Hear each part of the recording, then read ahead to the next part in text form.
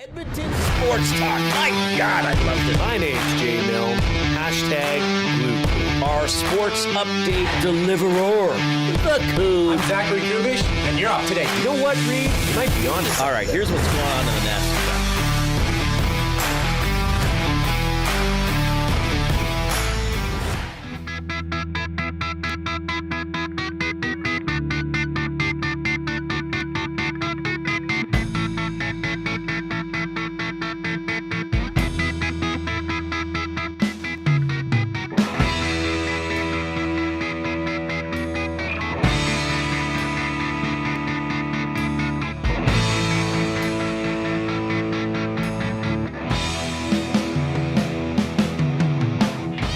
All right, possible clinch miss for the Edmonton Oilers tonight. The Oilers clinch a playoff spot if they beat the Anaheim Ducks. Late game, 8:30 Mountain, so we'll have coverage with the GCL Diesel Oil Stream pregame show at 7:30 with Tom Gazzola and Hernan Salas.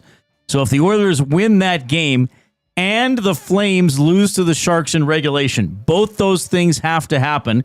And to stress, the Flames' loss must be in regulation time. But the Oilers are close, very close to nailing down a playoff spot. They will try to do it tonight with Olivier Rodrigue in net. You'll hear from him a little bit later on the Reid Wilkins Show with Jason Milne. Rodrigue making his first start in the National Hockey League. Remember, he played one period of a game last week against the Seattle Kraken, I guess about a week and a half ago now. And they will do it with 11 forwards and 11 forwards and 6D in the lineup. They are playing a man short. So no McDavid, no Draisaitl, and no Trent Frederic, who hopefully is back for the start of the playoffs. We'll have a comment from Chris Knobloch as we move through the afternoon as well. Just to clarify, the Oilers can play short for a game, which they're going to do, and then call up anyone with a cap hit of $875 or less as an emergency exception, and that person wouldn't carry a cap hit at all. So maybe Noah Philp comes up for the next game if, well, we don't expect Frederic to go. I guess we're still waiting to see with McDavid or Draisaitl. So that's a quick scene set there from the Edmonton Oilers as they get set for their 8:30 game tonight. How you doing, everybody? Reid Wilkins with you. Jason Milne is here as well. The Coob, Zachary Kubish on the other side of the camera, on the other side of the controls here as we take you to 6 o'clock tonight. How you doing, Milno? Oh, fantastic. Yeah, you look great. Yeah, thanks. We've had an interesting day around here. Let's just say that. There was some great treats. Actually, we ended Friday's show with the discussion on Matty dropping the ball when it came to bringing snacks. So he made himself completely whole today. So, round of clicks for Matty. What did he do? He's the one that brought in those mini croissants.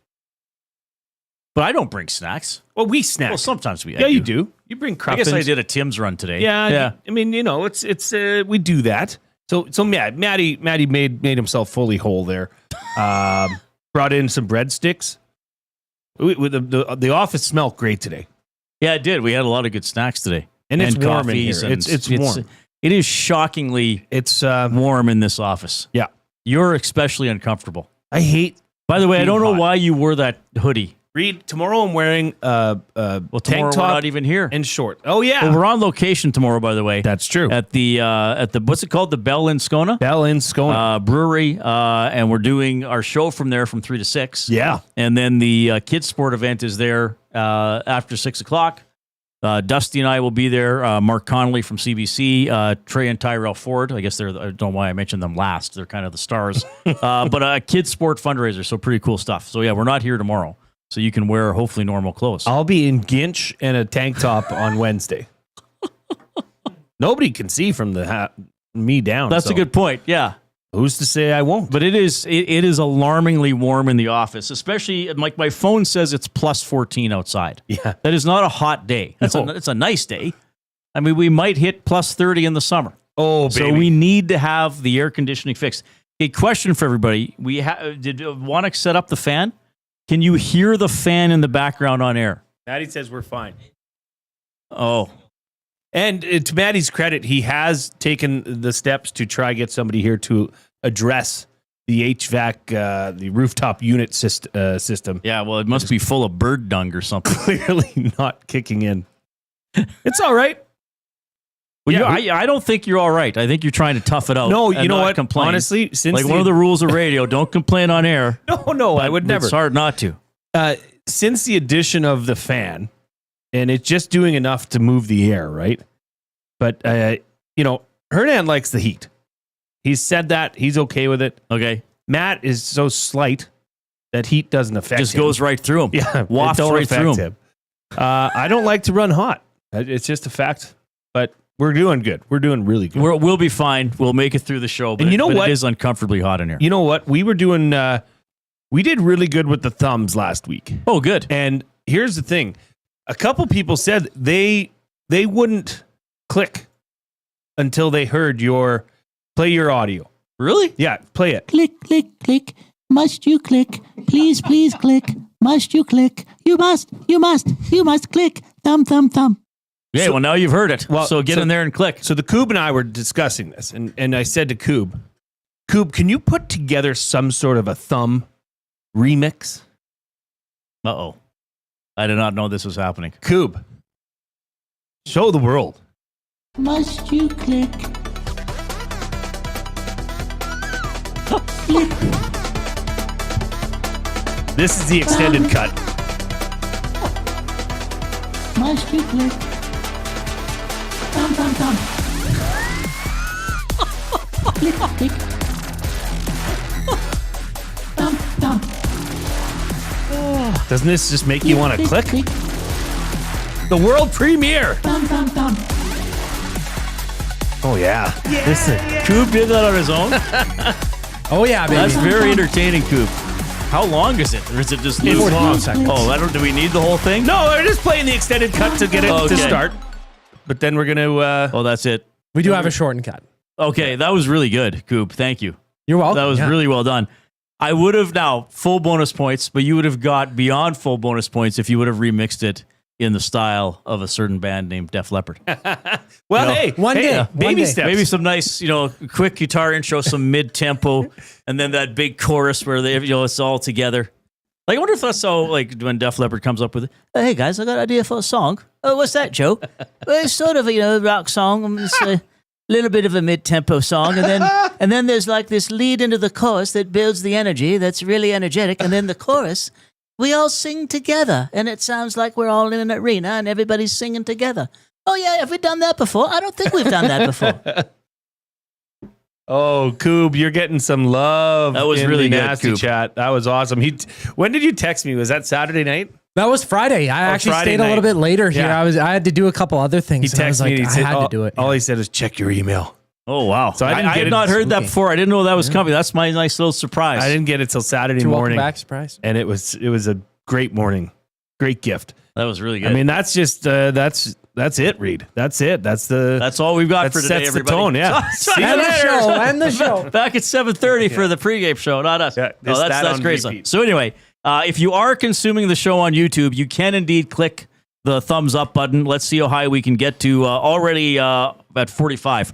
Pretty good for 10 minutes of show. So don't slow down. Keep clicking away. We've played you the original and the remix, so that should be worth a click for sure. You maybe are consuming us on iHeartRadio or on TuneIn Radio.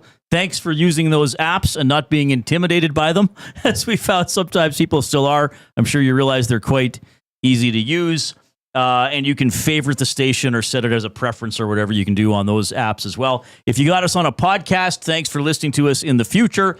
And remember to subscribe to this show, to the Nielsen Show, to EST Afternoons with Hernan and Gager, and the Hangout and the Oil Stream and Two Guys and a Goalie. What show am I missing? The Lock Shop.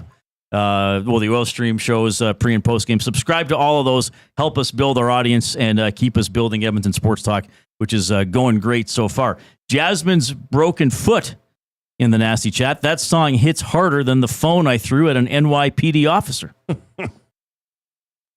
Today was the first day I saw Jasmine in person since the injury. I have texted with her. She's not in good shape. It's serious. Like It's she a can't thing. even step on it. Yeah. Like I was in a boot about a year and a half ago, not for a broken foot, but for that the bone issue I have in my feet. Yeah. and I had to wear a boot, but it was a walking boot. And then, I could get out of it and stand in the shower and all that kind of stuff. Like, she's in that boot. That's a cast. No That's an weight. air cast. Oh, it's an air cast. Sorry, it's not a walking boot. No, I mistook it for a walking boot. Did you ever have too. a plaster cast? Yeah, oh yeah. Yeah, like when did plaster casts disappear? My daughter just had one. Did she? Okay. Both my oldest daughters broke their elbow, their upper, I guess, wrist bone in the same spot. Both because of the damn trampoline. But it's like Imagine when you that. extend your arm. Apparently, at that age, I think they were both like 7 or 8ish. Okay. It's a very tender spot, easily broken. So they got plaster. They got plaster I feel casts. like you never see anybody with a plaster cast anymore. Where it's like, hey, everybody sign my cast. Like Well, that's why I wanted them to get it, because that's a great experience. Okay. So do they still put plaster casts on feet or legs? That's a I good don't question. know. If there's got to be a doctor listening, there has to be like a doctor setting a bone right now. Probably. Be like, oh, hey, just a second. I gotta jump in the nasty chat. Or text 780-218-9999. I can just see a doctor doing this right now. It's like, That makes sense. oh, hey, guys, I like this show. I just got to text them on their River Cree Resort and Casino inbox. River Cree Resort and Casino, home of the Tap 25 restaurant, where the Look entire at menu you. is 50% off 7 days a week from 2 to 5 p.m. You won't be eating there soon, Jeff, with those broken arms, though. There is something new in the studio, too. This beautiful beast. The banquet. Oh, I got to The do this. banquet. You teed me up for this as well. We are in the banquet studio. How about this one? Strike up some fun at the banquet bar. Bowling, drinks, and a great time with friends. Get real. Play hard at the banquet. Don't reverse real and hard when you read that liner, everybody. It's just a matter of time. Don't- It's 14 minutes into the show. It's 14 minutes into their tenure as a studio sponsor. Yes. That's a smart-looking logo. But we have the banquet and the Canadian Brew House both on board as studio sponsors. So with the banquet featured today. So thanks to them as well. Oilers game day coming up. 8:30 is the game tonight. Ovechkin broke the record yesterday. We will have some extended chat. Jay found a really interesting angle to discuss this. And we should say, so when you do, like, because I used to do this show that was, it was started at 7 o'clock when I finished doing it, but for most of the time it started at 6 o'clock. So you gotta, you know what you have to talk about, and sometimes there's something so big, like you can't ignore it, but sometimes later in the day you gotta find a different angle, right? Yeah. So Jay found a different angle to talk about the Ovechkin record. So we're gonna get into that. I think around 4 o'clock today. You did an excellent job coming up with that idea. As soon as you played that for me, I was like, "Oh, that's too good," because It was just so weird, right in in that moment. It's not so it's something. We're gonna do it for buying or selling for Damon Bunting. I'll real just say estate. this: it's something that somebody said to Wayne Gretzky after Ovechkin broke the record, Yeah, like moments after. and it was sort of. Well, I think it was sort of, and quite frankly, it's from a very respected hockey figure. But what he said was kind of disrespectful. Like, I almost got the sense, like, if I wonder if this person doesn't like Wayne, and this was his chance to take That's a the shot first at thing him. I thought. But the points He was kind of right. that he brought up are worth discussing, but they're not worth discussing in a way to belittle Gretzky's record or other people's records. I don't think. But I do think they are worth discussing for context. It's fun sports stuff to discuss. So we're going to get into that as well. And at 3:40, I'm hoping he joins us. I know he's a busy guy. He hasn't 100% confirmed, but we're hoping to get Jason Chimera on the show, who played with Ovechkin, assisted on, 11 of his goals 11. along the way, and is still in touch with Ovi. So hopefully he'll be able to join us. If not, we'll just keep talking with all of you. You can also email Reid at EdmontonSportsTalk.com, Jay at EdmontonSportsTalk.com. And if somebody wants to partner up or sponsor something, just email you as well. Jay at EdmontonSportsTalk.com. If you're listening to this in your place of work, and your workplace is an EST workplace, and you want to become a partner and want to help us grow, Like you're Jeff the surgeon. That's texting That's right. us. Yeah. well, No, yeah, Jeff like was the Jason patient. from Windsor Plywood and Leduc, big time listers. They wanted to help out and support. If you do, Jay at EdmontonSportsTalk.com. All right. So that's how you email us for whatever you want to talk about. It is a game day. Well, by the way, you guys had a really good mystery athlete of the week when I was gone. That was a good one. I got it after the fourth clue or the third clue? You got it after the fourth clue. Fourth clue. Yeah. But the listener got it. Second. And was it Castor? Ken, yeah. Yep. Right. Castor 1990. And Now, Sorry. Well, Maddie and I were going back and forth all morning leading up to that. I said, Matt, somebody's going to get it after the 19 clue. And he said, no, everybody's going to think it's Sakic. And I said, you're wrong. I'm telling you. And he thought he was smarter than the system. And lo and behold, the nasties came through and proved me right. So nasty, that's true. It was only one, but hey, it takes one guess. But here's the thing: when we often, or I will often quiz you guys. Nobody in the office got it, but we do one clue one after another, and the guy gets like 5 seconds to think about it. Yeah, we space these clues out. Sometimes it's 40 minutes between clues. Right. Sometimes an hour, depending on if we remember we were supposed to be doing it that day. It's been that time, yeah. When you were away one day, I didn't give the clue until after 4. Yeah. And then I acted like, oh, everybody, just try something new today. Whereas really I'd forgotten. I think people picked up on that. That's okay. So it is the Hudson's Canada's Pub Mystery Athlete of the Game.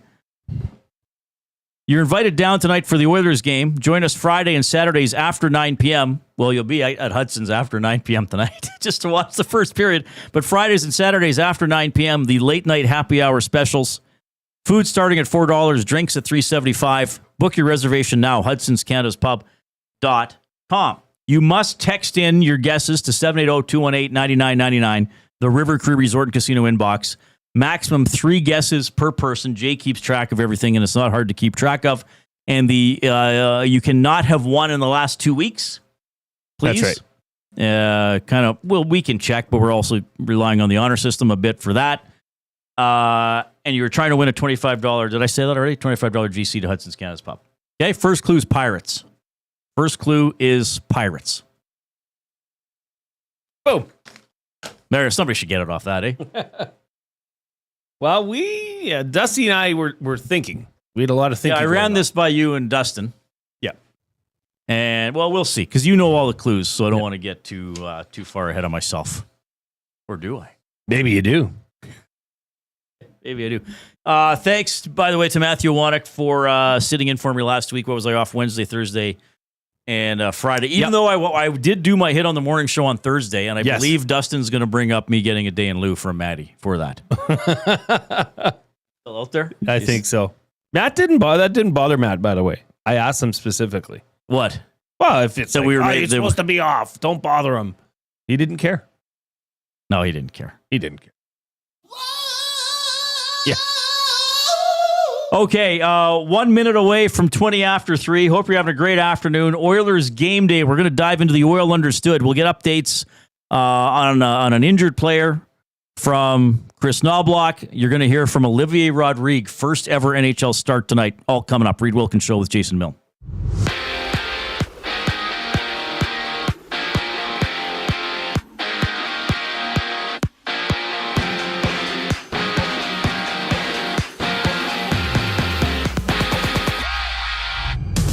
After re-aggravating his ankle sprain in his Oilers debut Saturday night, Trent Frederic has been ruled out against the Ducks and won't return until playoffs. Olivier Rodrigue makes his first start in the NHL. Oilers playing shorthanded, dressing 11 forwards and 6 defensemen in Anaheim. You can catch the GCL Diesel Oil Stream pregame show alongside Tom Gazzola and Hernan Salas as they preview the action live at 7:30 right here on EST. Elsewhere, the Blues look to break a franchise record by getting 13 wins in a row as they challenge the Jets. LA then takes on the Kraken. The Flames meet the Sharks, seeing 4 games in the NHL. And 11 games dot the MLB slate. Toronto and Boston kick off a 3-game set. George Springer returns to Toronto's starting lineup. Just 1 game is live right now. The Yankees are down 6-1 to the Tigers at the top of the 8th. After that, the Twins and Royals throw it down on the court. Philly goes at it with the Heat while Sacramento visits Detroit.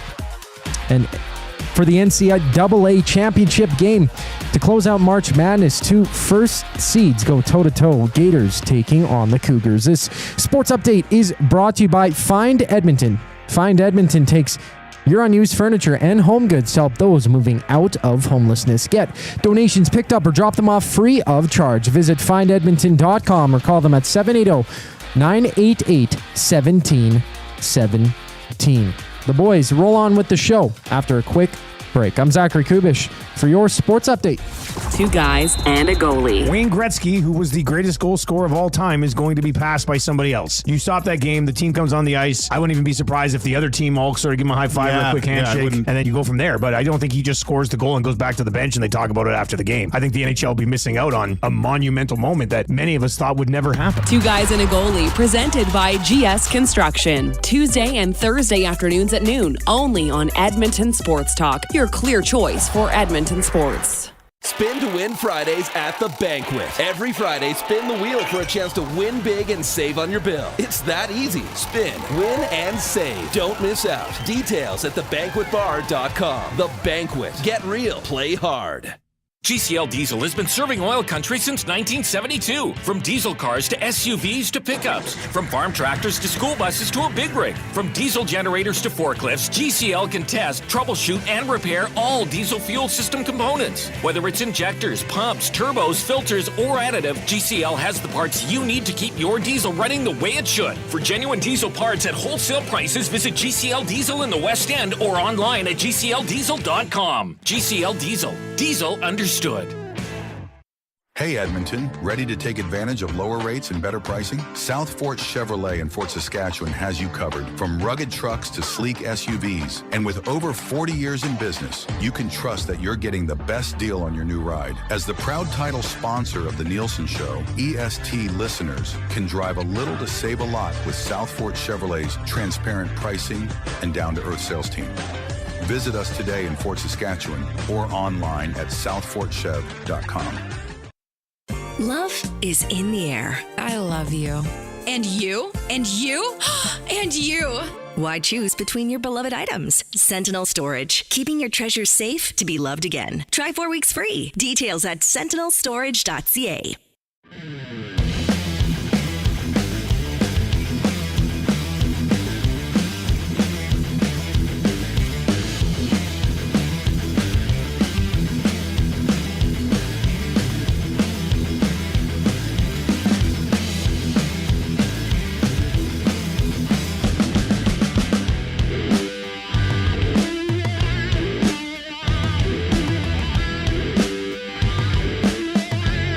All right, thanks a lot for joining us this afternoon. Oilers Ducks tonight. The Oilers can clinch a playoff spot with a win, and the Flames losing in regulation time to the San Jose Sharks. So that's the story for the Oilers getting in tonight. Our first clue for the Hudson's Canada's Pub Mystery Athlete of the Game.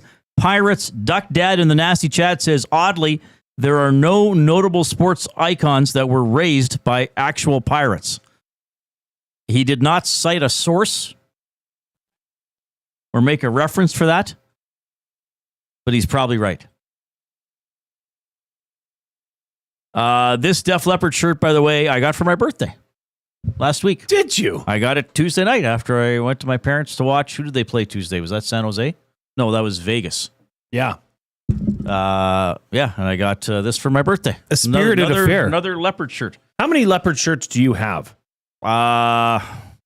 Probably 6.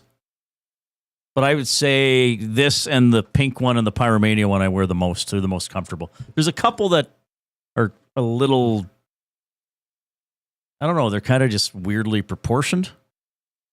But I would still wear them. This one's quite nice, though. I wore this out for lunch on Friday, too. And it actually has a leopard on it. Actually has a leopard and it says Hysteria across the bottom, which is my favorite album. Just now, some people have pointed out the shirt, so there's the story behind the shirt. Leopard, I know, does not refer to deafness. No, but yes, it does, and it doesn't. So, because originally it was spelt like non-hearing cat. So, are we to assume then that cat possibly cannot hear? Maybe. I believe the two options for the band name were Def Leppard and Blind Tiger. So I don't know if Joe Elliott had a thing for animals with very disabilities or what, but yes. Jasmine says Reid had multiple birthday events and then made fun of people who do a birthday week. I did not have multiple birthday events. I had a birthday, and my parents took me out for dinner for my birthday. I don't think that's multiple events. Well, Jasmine announced today that it's her birthday Friday. Oh, yeah, well, because she wants attention she week wants long. It all. She wants it all. She's like Queen. She wants it all, and she wants it now until Friday. 780-218-9999, River Cree Resort and Casino. Oh, yeah, we did spread a rumor that you were on a birthday bender. I was not on a birthday bender. My days off had nothing to do with my birthday. It was a coincidence. And again, those days off were imposed upon me by our Chief Operating Officer, Matthew Iwanek. This is true. That's true.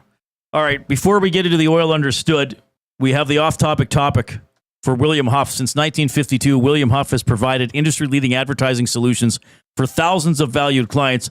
Their unparalleled customer service, combined with decades of industry expertise and a desire to make every job the very best it can be, is what they call the William Huff Advantage. Visit their website at williamhuff.com or give them a shout, 780-454-4536. This one, at least the seed for it, came from Zachary Kubish. Kub, what's the off-topic topic? Well, of course, everybody knows that Alex Ovechkin broke the all-time goals record over the weekend and had a fantastic celebration, the fountain dive. But I was curious, if you broke the all-time scoring record in the NHL, what would your celebration be? Because he hearkened it back to when he celebrated after winning the cup and how he had maybe a few too many beers and decided to take a swim in the fountain. Do you think the celebration was fantastic? No. But just do however you feel in that moment. But it was probably, then it sounded like to me it was predetermined. It must have been planned. Doing that dive? I didn't know that it mimicked the fountain dive. Right. Yeah, I didn't think of that till I saw pictures after the fact. Right.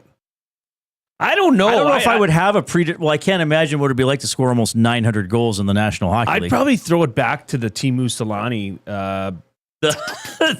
right? Shooting the glove out of the air. Yeah. Maybe the Nail Yakupov, Theo Fleury, knee slide. I don't know.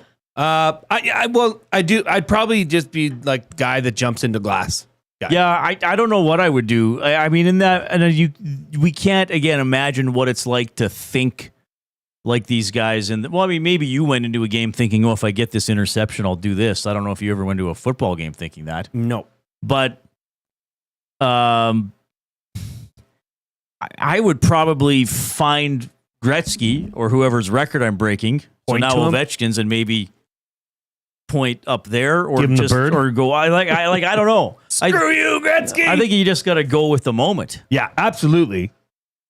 Yeah, it was fine what he did, and then, and he had a little moment, 2 to 3 seconds for him, and then it was teammates around him, which is kind of what hockey's all about. It was kind of funny. The one image that I saw was when he was on the ice and his helmet had slid down, so his eyes were covered. And his breathing had fogged up his visor. Right. And it was perfect. Because remember what he went through with his visor and how the NBA banned the mirrored visor because of Alex Ovechkin? Oh, the NHL, yeah. Yeah. And this looked mirrored in an odd way. It was very cool. But yeah, I thought it was great. And actually, Reid, on the point of celebration, I thought that was handled well. I think the NHL, somebody had said like it's going to be 7 minutes from start to end. It was much longer than that. At least I thought it was. They let it breathe and marinate. Yeah. I thought that was very well done. The way that, I mean, you're playing a hockey game. This is professional sports and the game stops for one player. But I don't know. I just thought it was done well. There's the speech. We can talk about that a bit. we can do that later. There, yeah. But I thought it was done well. I thought it was handled well. Well, and I mean, you have to stop the game for it, and that is such a Again, we've waited 31 years for the last 2 records to be broken, so there should be a ceremony. It should be mid-game. The opposing team should take time to acknowledge it, as both the Blackhawks with the tying goal and the Islanders with the record-setting goal did. And I think that's what the NHL, we talk all the time, my entire life and probably the rest of the time we're working together, about the NHL trying to get new fans and draw people in. Well, just a highlight of the goal itself isn't going to be enough.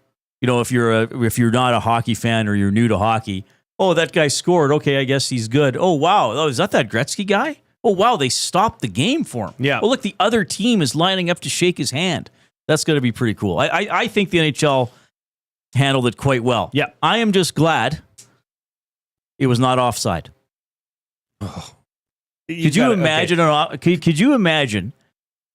the Islanders challenge for offside? Now, you technically have until they drop the puck. So could you imagine if the Islanders would have waited for the entire ceremony, or Gretzky speaking? It's like, Wayne, the Islanders challenge for offside. We just checked it out. Can everybody clear the ice, please? It's unfortunately no goal. Even if it was, Reid, do you think they would have challenged? Well, this is the big what if. I don't think they would have. I know we're being a little silly here. But Absolutely. Yeah, but I don't think they would have. So there's another off-topic topic. If you were the Islanders and it was offside, do you challenge? Oh, my word. How far are the Islanders standings now? The Islanders... Are they pretty much done? Nah, they're not officially eliminated. They're pretty much done. They're 7 out. Oh, boy, Reid. I guess they would have challenged it. They would have had to. But, I think they would have made it pretty clear, pretty quick. But still, the celebration has started, and they're setting up stuff on the ice. That just would have been... That would have been an incredible NHL moment. How about this? They challenge for offside, they're right, and then Ovechkin doesn't score the rest of the season, which I know is unlikely because he's been on fire all season long. But honestly, if you're Big Uke says in the nasty chat, if you're the coach who's making the call to challenge, you don't. You eat that one. Well, they were still up 2-1, and they went on to win 4-1, right? I think that's right. I think what Big Uke's saying is correct.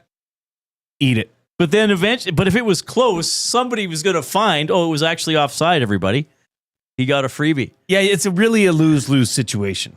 Because if you do, you look like a giant a-hole that's ruining history. And if you don't, you look like a chump. Somebody that was, Yeah. This is a real game. Well, look how people still bring up that Favre went down so Strahan could touch him for the sack record. Right, yeah. Which, let's face it, Strahan probably would have got that at some point. Yeah, he would have got it. It's not as if Favre wasn't in a position where he was likely or could have been sacked anyway, from what I remember. So I know that's not quite the same thing. But can you imagine if there would have been an offside challenge on that goal? Oh. It was not offside. I went back and looked. It wasn't even close. Did you? And there was really? no goalie interference. Yeah. I went back and checked just to be sure. That would have been terrible. I mean, it would have really... I guess it would have made the moment so much more unique when it happened. Yeah. Right? But geez, oh my gosh, Reid, why'd you have to do that to my brain? Well, what? I'm just saying it's an interesting what if. It is an interesting what if. I mean, there's nothing that says a coach can't challenge any goal he wants.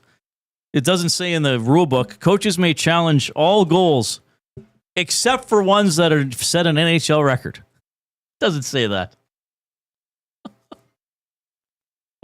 Big Uke says, I was more worried they were going to find that the puck tipped off the guy in front of the net. Can you imagine they changed the credit after the game? Because that happens sometimes. Sure right? it does. It's, that actually brushed that guy's calf on the way in. Yes. He's the goal scorer. There's another, well, we're really meandering. Did you guys do that last week very much? Oh, yeah.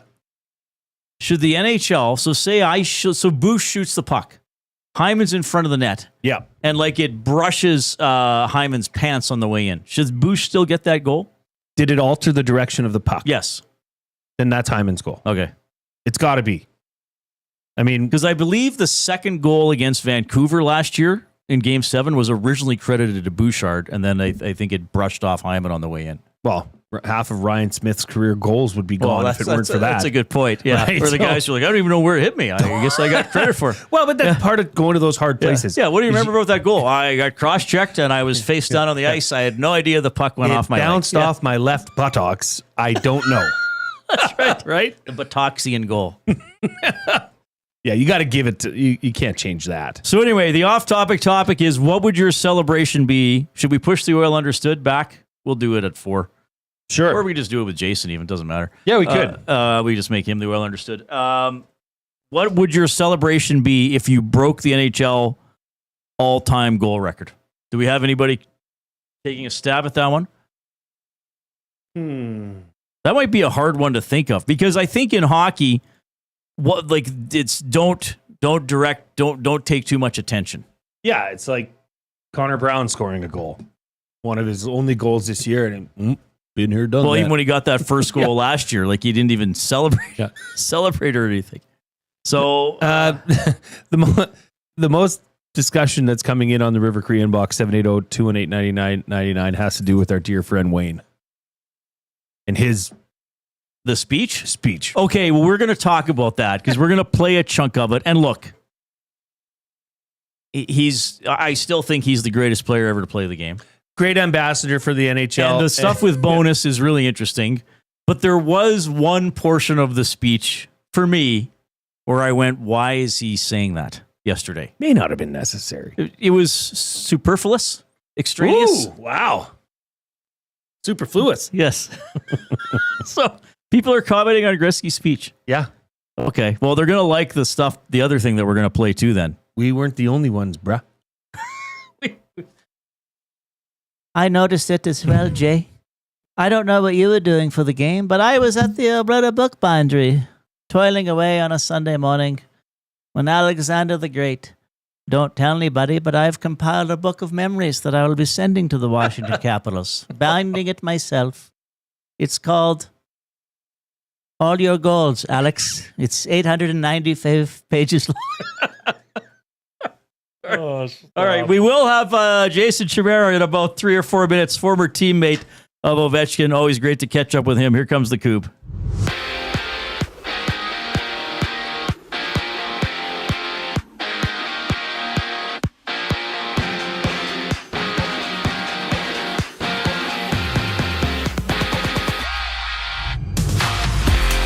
Leon Draisaitl and Trent Frederic have been ruled out for the Oilers game tonight against the Ducks, and after playing limited minutes Saturday in LA. Frederic re-aggravated his injury. He won't be back until playoffs. And the injury forces the Oilers to go into the matchup short a man, dressing 11 forwards and 6 defensemen. Olivier Rodrigue starting in between the pipes. You can join Tom Gazzola and Hernan Salas on the GCL Diesel Oil Stream pregame show as they tee up the action live on EST at 7:30. And around the league, New York hosts Tampa Bay. The Rangers battle to stay alive. St. Louis hits the road in Winnipeg. The Kraken and Kings face off while Calgary visits San Jose. And the Jays try and get back in the win column as they take on the Red Sox. Just one game on the slate that finished up. Tigers beat the Yankees 9-2. They rematch tomorrow. 2 games in the NBA. 76ers and Heat tip off while Detroit challenges Sacramento, and the NCAA championship game shakes down with the Gators and Cougars butting heads. This sports update is brought to you by Windsor Plywood Leduc, locally owned and operated, serving Leduc and surrounding areas since 1993. They're more than just plywood. They offer everything from doors and flooring to decking, fencing, and custom millwork. Go see the knowledgeable staff today at Windsor Plywood Leduc. After a quick timeout, Jason Chimera, former Oiler and former teammate of Alex Ovechkin, joins Reid Wilkins and Jay Milne. I'm Zachary Kubish, and you're up to date. Get your fix every single game with the GCL Diesel Oil Stream pregame and postgame shows with Tom Gazzola and Hernan Salas. Whether it's breaking down the starting lineup, predicting key matchups, or diving deep into the game's biggest moments, Tom and Hernan are here to give you the best insight and analysis in the city. After the final horn, get the breakdown of every key moment, performance, and player reactions. It's your one-stop shop for all things game day. Catch the GCL Diesel Oil Stream pregame and postgame shows with Tom Gazzola and Hernan Salas, only on Edmonton Sports Talk, your clear choice for Edmonton sports. Gallo LLP is an Alberta-based accounting firm with expert chartered professional accountants in both our Edmonton and Sherwood Park accounting firms. Our experienced and innovative accountants provide financial advice that saves our clients money. Simply put, we help our clients protect their assets and grow their businesses. At Gallo LLP, they go beyond the numbers to ensure the continued success of your business. Reach out to Preet or John to discuss how they can help your business grow. Visit gallollp.ca today and see how they can help you take your business to the next level. Do you have pets? horses, chickens? Did the place you used to get your feed recently close down? Have no fear. Clover Bar Feeds is here. Whether it's dogs, cats, horses, or chickens, Clover Bar Feeds has you covered. Offering a large variety of food and feed, you can trust the experts at Clover Bar Feeds. They've been family owned and operated for over 60 years. This means you can expect nothing less than top-notch service and selection. Come visit them at 200 Portage Close in Sherwood Park or visit them online at cloverbarfeeds.com. Looking for quality building materials and friendly advice? Visit us at Windsor Plywood Leduc, family owned and locally run since 1993. From interior materials for doors, flooring, baseboards, and all the finishing touches to all you need for your outdoor projects like cedar lumber for decks and fences, plus all the plywood you'd need. Our full-time on-staff carpenter can help with anything odd-sized or custom, and from domestic hardwoods to exotic selections, we've got you covered. And if we don't have it, we'll track it down for you. Windsor Plywood Leduc. We're the experts you need to know.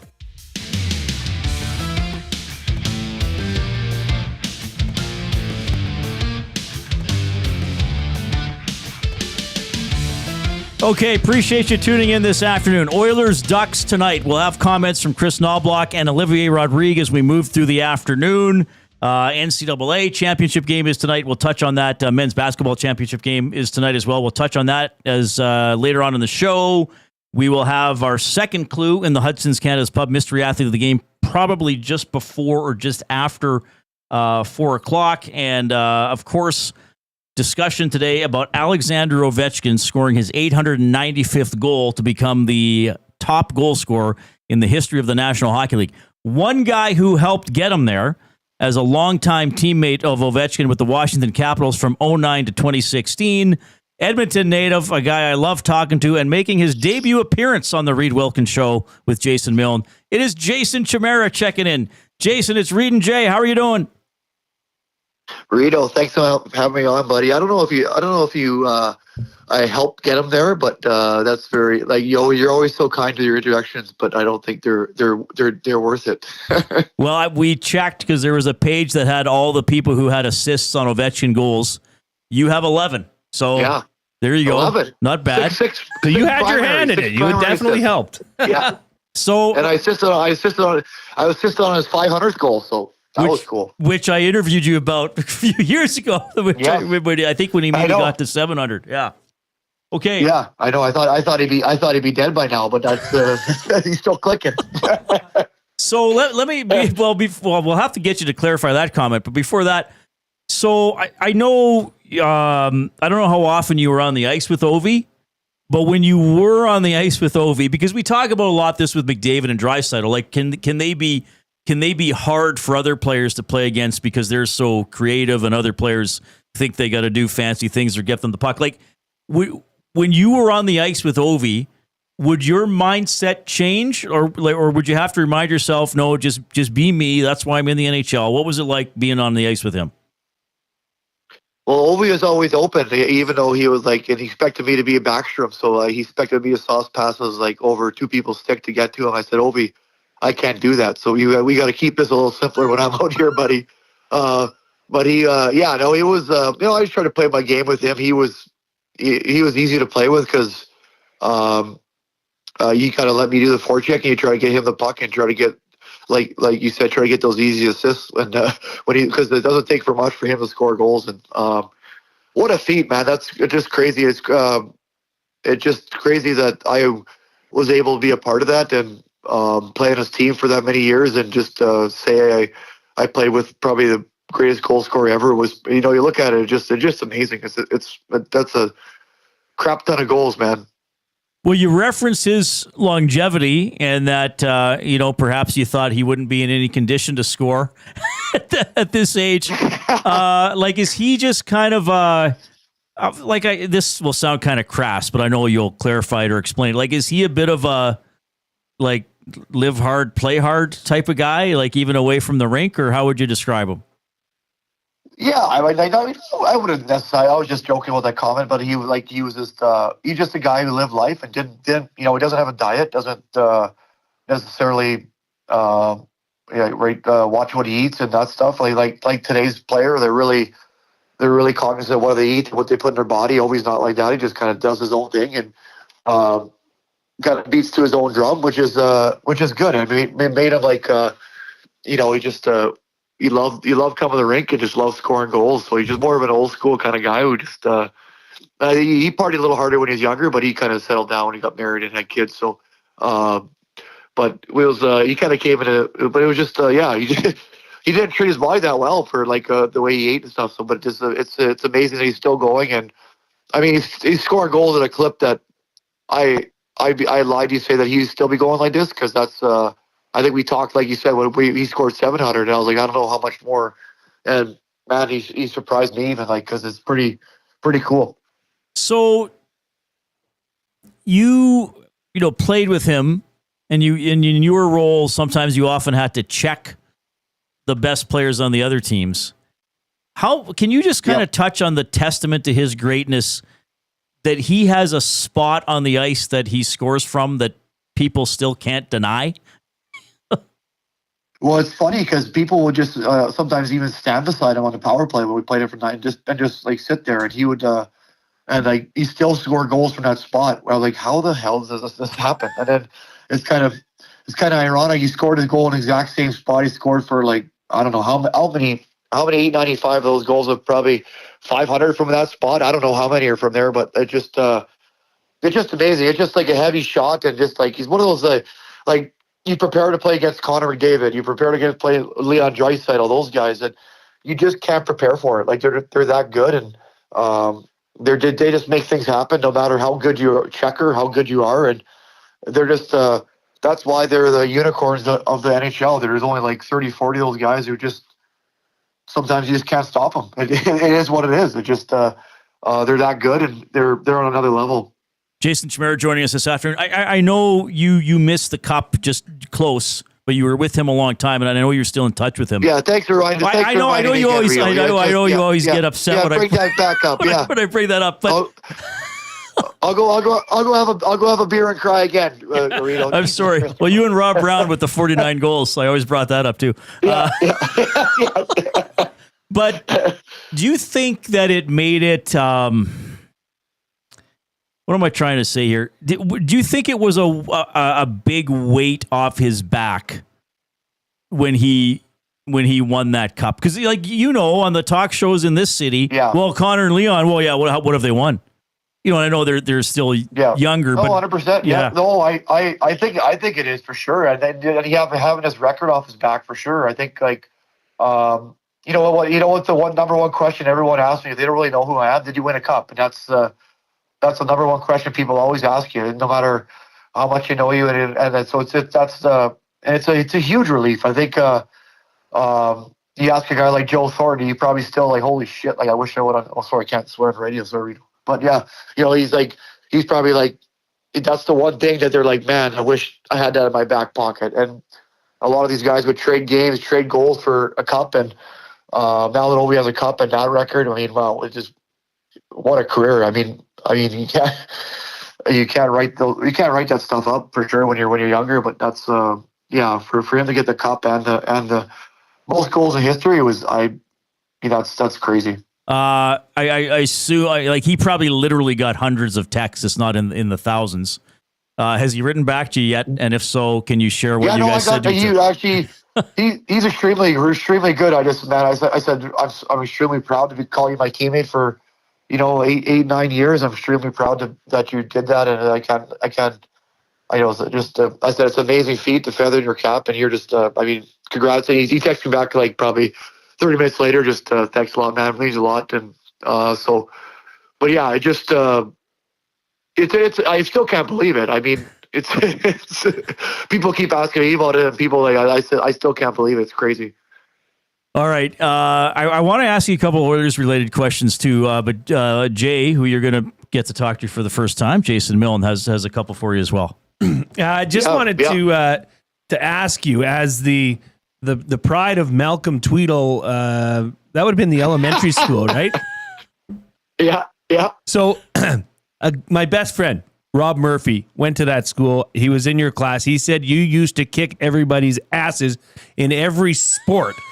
And in soccer, in baseball, it didn't matter which sport. As for you now, because I see you're back here in Edmonton, you're coaching over at the Okanagan Hockey Academy. Is that correct? Yep. I mean, is growing up playing, not just hockey, are you seeing now, and I like to ask professional athletes this because everybody has a different answer, but are you finding now that you're coaching hockey at that level, is hockey becoming a 12-month-a-year sport, or do you find that those that are excelling at that level are finding time for other sports in their life? Yeah, that's a good question. I certainly don't think you're missing out if you're not doing nothing over the summer. I see a lot of things.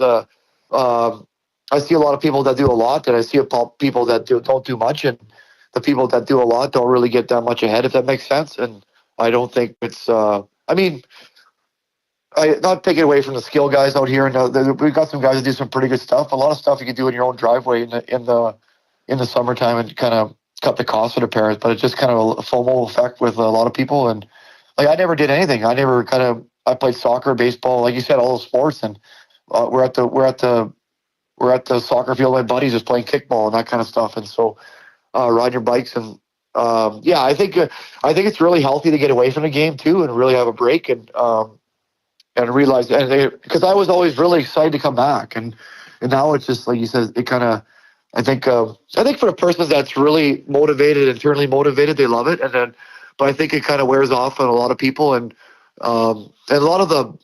Like you said, Jay, a lot of the passion's kind of gone for the game, I think, with that matter, because it's just kind of become monogamous. Every day you're going to hockey, and it's just, I don't think that's healthy either. I think there's a good balance in there.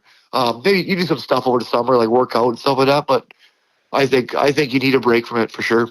All right, Jason Chimera joining us. Before I let you go, I mean, you and I have talked Oilers a lot in the past, and sometimes we'll text each other, well, usually me to you, okay, what's going on if they're having a tough spell. This is like an interesting run up to the playoffs because, I mean, they could clinch tonight. They're on the verge of clinching. They don't have the two big guys. They don't have Ekholm. They're kind of hanging in there. That LA game, they couldn't get to the net, but they were, within a goal most of the afternoon. What do you think this ramp up is like here in the final 2 weeks now for them? Knowing that they're going to be in. They're not quite healthy. Like what are they focusing on, do you think? Well, I think just playing a more completely game and winning those games 1-0, 2-1, and playing like we always talk about playing those close games and playing it to a T, and and goaltenders making some big saves. But this is this is the best time for you got your two big guys out and probably arguably your best D out. It's probably a really good time for other people to step up and really play well and get some minutes in. And everyone wants minutes until the big guys are gone. They're like, man, I can't play those minutes. So it's like, everyone can't do what they do. So you just gotta. I think it's just a really good time for them to work on their whole game as a whole, and it gives guys like Skinner, gives guys like Arvidsson, those guys to step up and they play a bigger role. Maybe they weren't on the first power play, but now they are. So I think that's awesome. And as a hockey player, all you want is opportunity, and the guys are going to get some good opportunity coming down here. I don't know how long those guys will be out for, but I mean, the biggest thing for them is just if you said, if they clinch, rest of the playoffs, don't even force them back because they need them for playoffs. They need those guys, and they need those guys to win them games, and those guys are able to win you hockey games. So I think just your overall game, you're trying to play good defensively and just manage pucks and that kind of stuff. I think you're trying to ramp up in all aspects of coming into playoffs. Jason, I wanted to ask you, as obviously as a former player, you were a physical player. You were a player that wasn't afraid to go into the corners, get the elbows dirty, all that good stuff.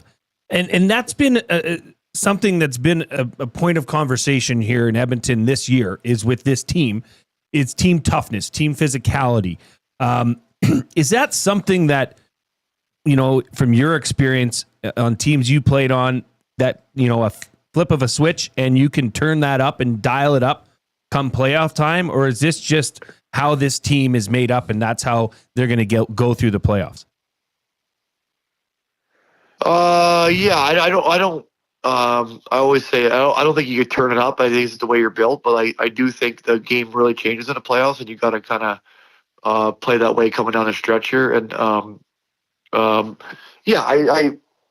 you gotta it becomes like hockey becomes more of the old school game in playoffs. Like everyone's seen it. The penalties dry up, and Oilers are extremely potent in the power play. They rely a lot. So you want to, you got to play that grinded out game. Like, I don't know if team toughness is kind of like you're tough on pucks, you're tough on puck management, all that stuff, and like really playing the game tough. Like team tough is a big thing. Like you got to like outnumber people and just quicker away from pucks, and so team toughness can be looked at. There's not much fighting anymore, so you don't really need to fight and that kind of toughness, but you do really need to ramp up the game physically and mentally, and like in a 7-game series, like every finish check matters. So I think it's just like, especially under skill guys. So you gotta kind of ramp. I do think people can ramp it up, and but it's sometimes a lot of the way you're built too. If that makes sense.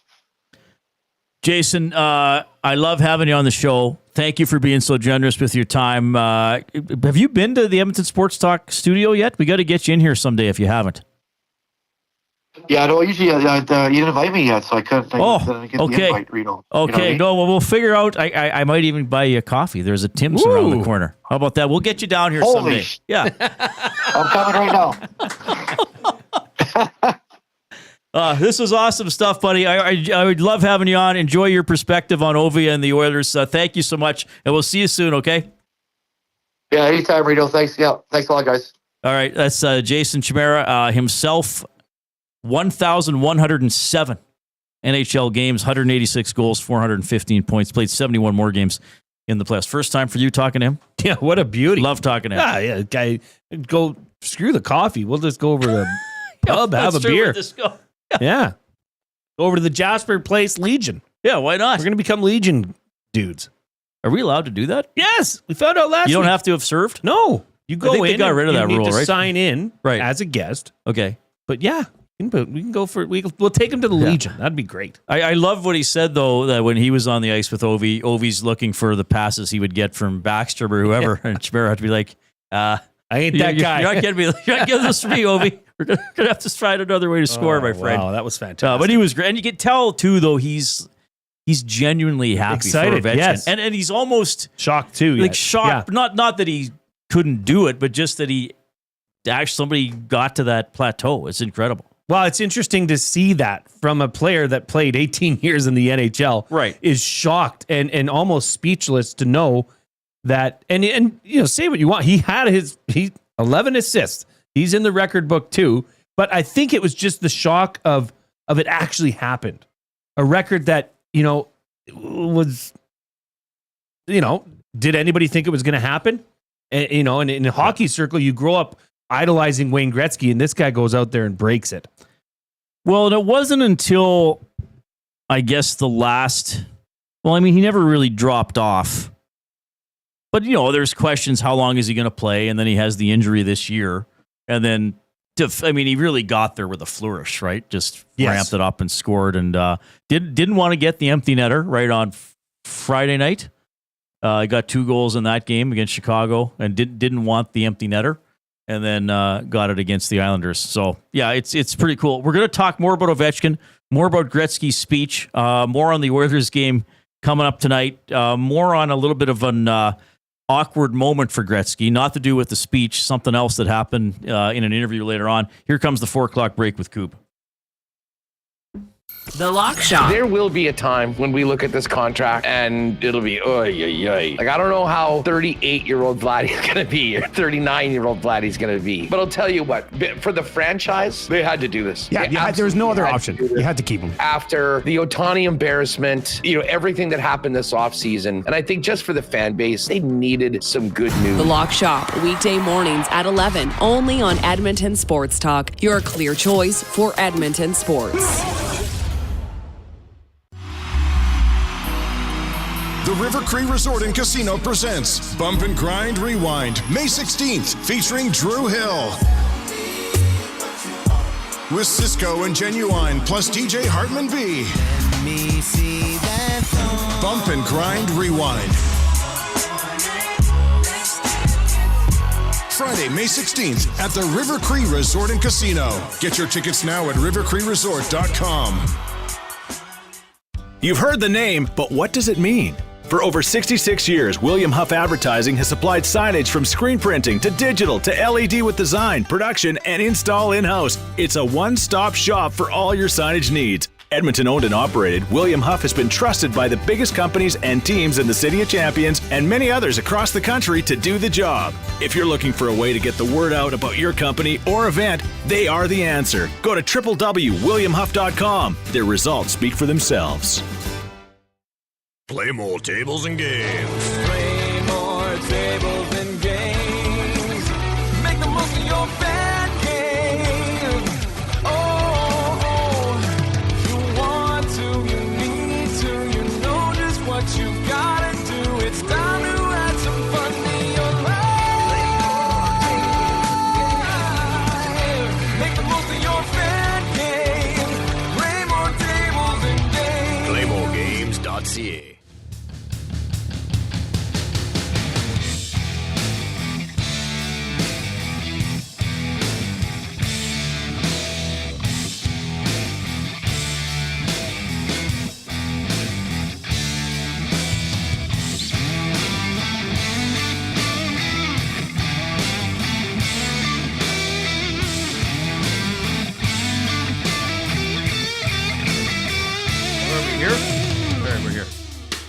Okay, we're here.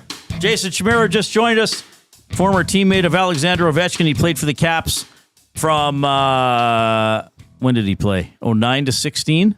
2009 to 2016. 2016, part of some really good teams there. So good to have Chimera on the show. We have an Oilers game at 8:30 tonight. Nice late start for you.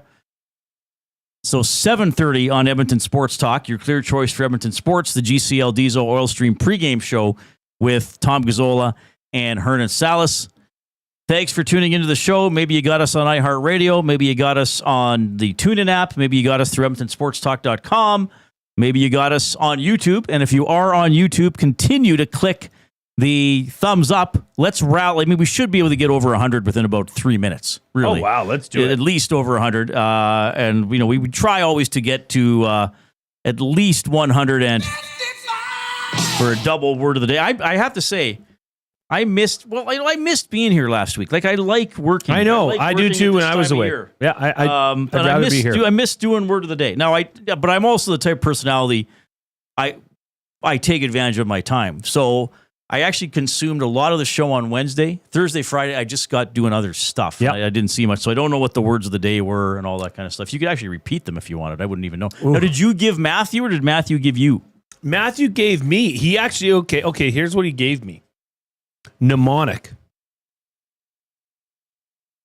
Mnemonic. You know how I spelt it? With a P. Pneumonic. Both are correct. Oh, they're both correct? Well, yeah. You know how I knew how to spell it that way? Johnny Mnemonic. Yeah. Was the villain in that not a hyper-intelligent dolphin that lived in a tank that was trying to manipulate humanity, or was that one of his allies?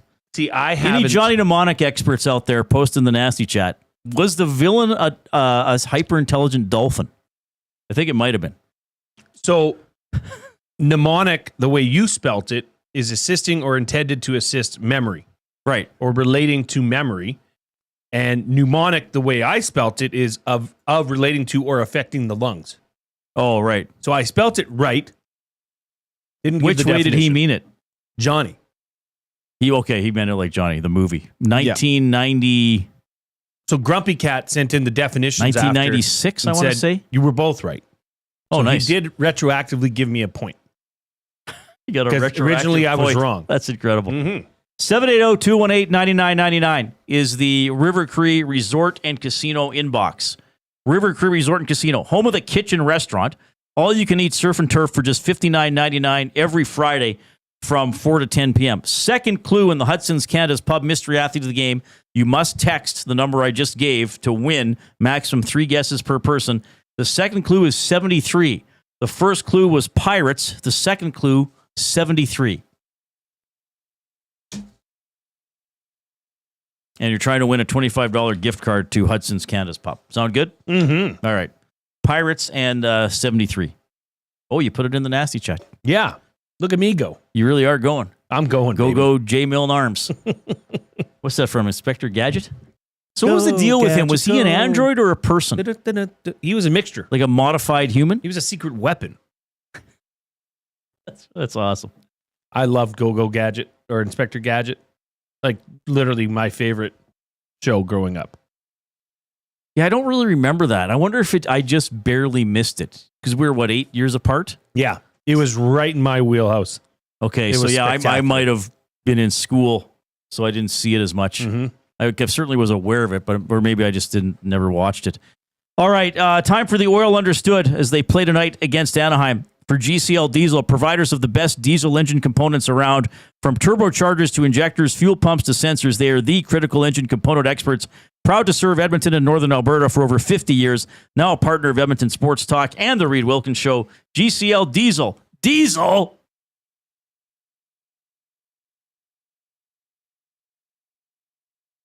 Understood. All right. I missed doing the pause. It is Olivier Rodrigue starting in goal for the Oilers tonight. His first start in the NHL. Here's head coach Chris Knobloch. It's very exciting. You see a player who's put his time and work in to get rewarded with a game. And, we talked to him a couple days ago about the possibility of playing. And, obviously there's a lot of excitement and because they've waited so long. And it's exciting for him just to be up here and being with the team. And now to absolutely get your first start, I think he's very excited. And here's Rodrigue on making this initial start. Really excited. I've waited a long time for this, and I feel like I'm ready. So I just want to go out there, enjoy it as much as I can, but also give my best and work hard the whole game. Okay, now Rodrigue, he's 24 years of age. He actually turns 25 in July. So, he's past 24 and a half. Drafted by the Oilers pretty high for a goalie, especially. Round 2, 67 overall back in 2018. Been with Bakersfield, except for a brief appearance with Wichita. Been with Bakersfield since the 2020-2021 season. As I mentioned, played the third period. That was Seattle, right? He made a couple good saves. Sure did. And the goal that got past him wasn't it McCann? Whacked that one out of the air. Kind of a surprising shot to beat him. Stopped 7 of 8 in that game. So yeah, he's had quite a journey to get to this point. Yeah, it's been a long time too with the COVID and everything. It's kind of different parkour. I went to Europe for a little bit and came back. Didn't really play my first year in the AHL. Then the second year was up and down the East Coast. I think it's all normal and it's all part of the journey for a goalie. But it's finally the time, so it's pretty exciting. And my family's gonna be there tonight, so it's a pretty cool feeling. And I'm sure they're happy for me. All right, so big moment for Rodrigue. Good test for him. Wouldn't that be something if the Oilers clinch the playoff spot with Rodrigue in net? Now, you also have to... I don't know, which game is going to end first? I think... Are they at the same time, or is one of them at 8? Calgary and... they're both at 8:30. So if the Oilers are ahead and the Sharks are ahead, you're going to keep an eye. Anyway, so there's the story on Rodrigue. We'll see how he does. So I think that's the positive news, positive story today. Rodrigue's in net. Let's see how he does. Yeah, and there's it's always interesting having a goalie up, right? From the farm team. And Wayne from Wayne Sports Cards was sitting here last week, just saying how Olivier Rodrigue, he's the guy, right? He's gonna take this team to the next level. There's always that anticipation for fans when the new goalie's coming in. Ooh, what if he's a guy? What if he has a stand? What if shuts out Anaheim tonight? I don't know what it is about goalie, but it's a bit of the backup quarterback syndrome. Sure. But I think Oilers fans want someone to succeed when they're new to the team. They want that next hot guy. Well, right. Calvin Pickett's been playing pretty darn well as of late. Yes. Are you a fan of no pun intended with the fan running in here? We're trying to cool off fan doors. He's doing a great job. Are you surprised that they went with Olivier Rodrigue? Okay, I'll present an unpopular opinion. I have no problem with Rodrigue playing. Here's what I was thinking, and I guess we didn't get into this last week because I wasn't here. I was wondering if they would start Rodrigue against San Jose. Not because San Jose is last or second last, wherever they are in the league. They still last. They're bad, right? Yeah, they're last. They're last. By the way, Buffalo passed Boston, didn't they, in the East? Yeah, Boston's last in the East. Wow. I wondered if... How the turns of tables. How the Bears have rotated. I was wondering if they were going to start Rodrigue because that's where the Barracuda play, and he'd be familiar with that building. I don't know if you guys talked about that or not. Matthew was ticked off, to say the least. Oh, I did see some of that. Yeah. That they weren't playing Rodrigue that game. Give Pickard the rest, get him ready for LA. Right. I was of the belief that, if you're going to roll with Pickard here, Pickard's been, at that point, Pickard had a 930 save percentage heading into those games. Well, Pickard's been very good Yeah. lately, I guess, except for the Seattle game when everybody was bad. That wasn't just on goaltending. But that's what I was wondering. Did you give Rodrigue the comfortable building? But then now I'm thinking, you've played Pickard every game on the road trip. Why is Pickard not just continuing to play? I don't know. Like, to me, it's like, okay, you're running with Pickard. Why not just keep running with him? And he's playing well. Now they are close to a playoff spot. They are going to clinch. It would have to be an absolute disaster for them not to clinch. But then once Pickard played San Jose and then LA, I'm like, okay, are they going to put Rodrigue in at all? Well, Tony Brar originally reported it when, I think this was on Friday when they were skating in LA. That this was the this thought. Was right. what was supposed to happen. Right. So yeah, hey, there's anticipation for it. There's a lot of eagerness to see what he can bring to the table. Yeah, as always. Well, and as I said with this, now it is his first start. It's different from the AHL, but he's not 20. Nope. And it's only a period, but he was fine in Seattle behind an Oilers team that was decrepit that evening, or derelict, I guess, to use a word I was called earlier this season. He made 2 really good saves, I think, if I remember that period. So let's see what he does. And I think the Oilers, and I was on with Tom and Hernan after the game on Saturday. I was disappointed in the Oilers being shut out in that game. I know LA is good defensively. I know Kemper's having a good year, but I didn't think they were dangerous enough. But I also think without McDavid and Draisaitl, for the most part, they've been pretty consistent. They're not giving up a lot. They're not throwing pucks away. They're not getting hemmed in for long stretches. So, it's like, well, what's more important, good defense or good goaltending? Well, both, and one helps the other. So, I think hopefully if they're sturdy in front of Rodrigue tonight and don't allow him to face more than, one grade A chance a period or whatever, then yeah, I think he's well positioned to have a good start. So anyway, I'm not saying I was surprised at how they've handled the goaltender rotation. I guess just in my mind, there was another option that was equally as feasible.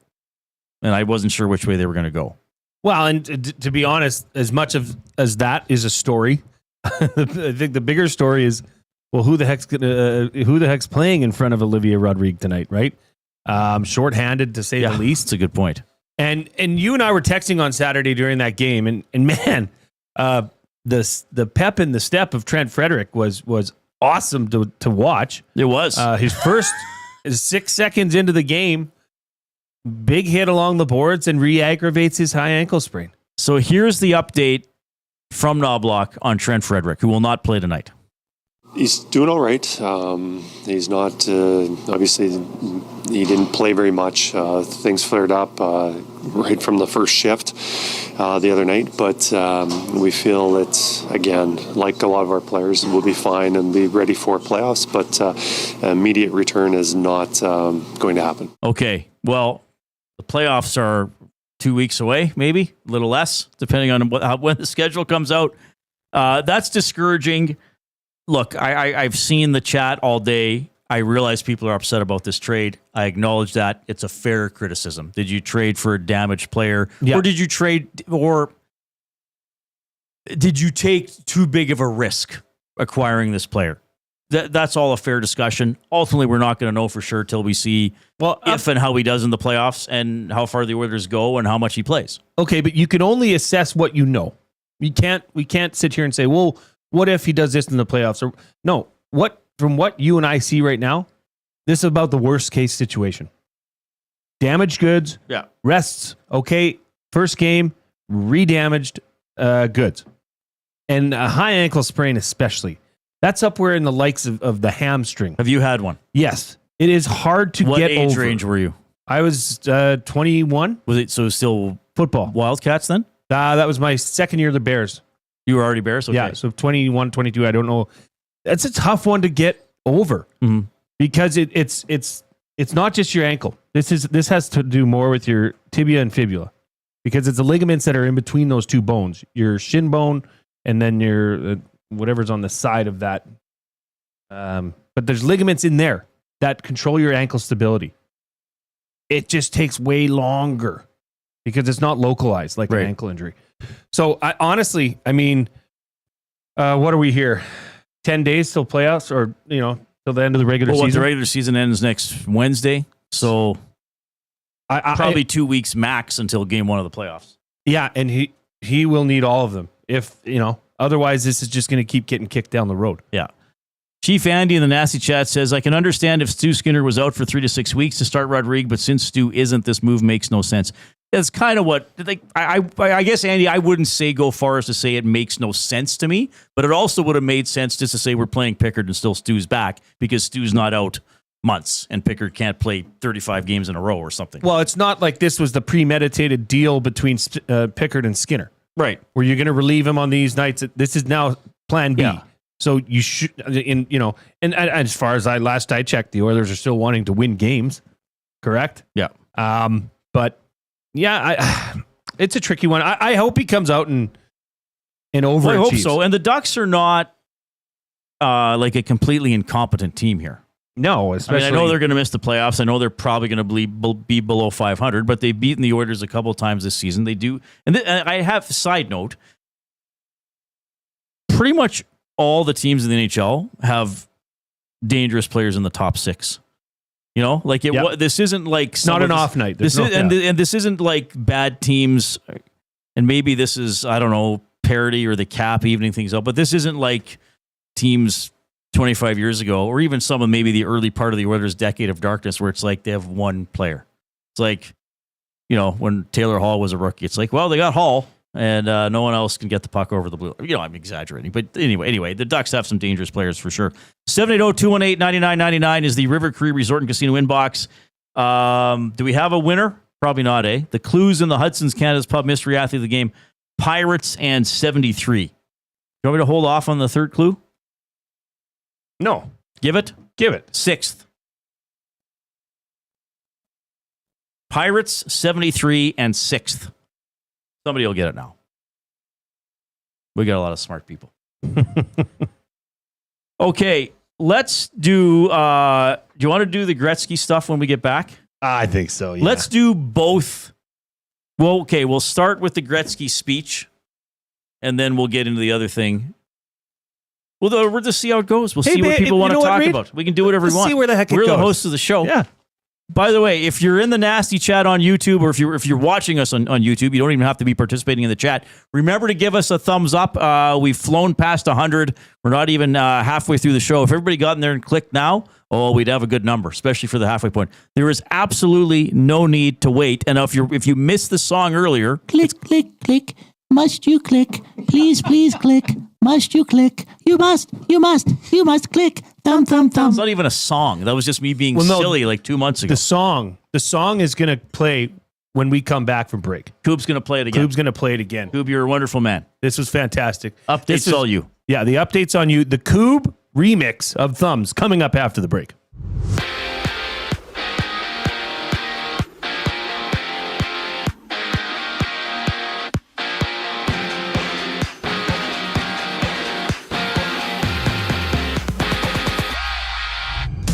Olivier Rodrigue is a confirmed starter for the Oilers against the Ducks. That's his first NHL start, and Trent Frederic and Leon Draisaitl will not play tonight. Frederic has been ruled out until playoffs. He re-aggravated his ankle injury Saturday in LA. And these injuries force Edmonton to enter the game shorthanded. They'll dress 11 forwards and 6 defensemen.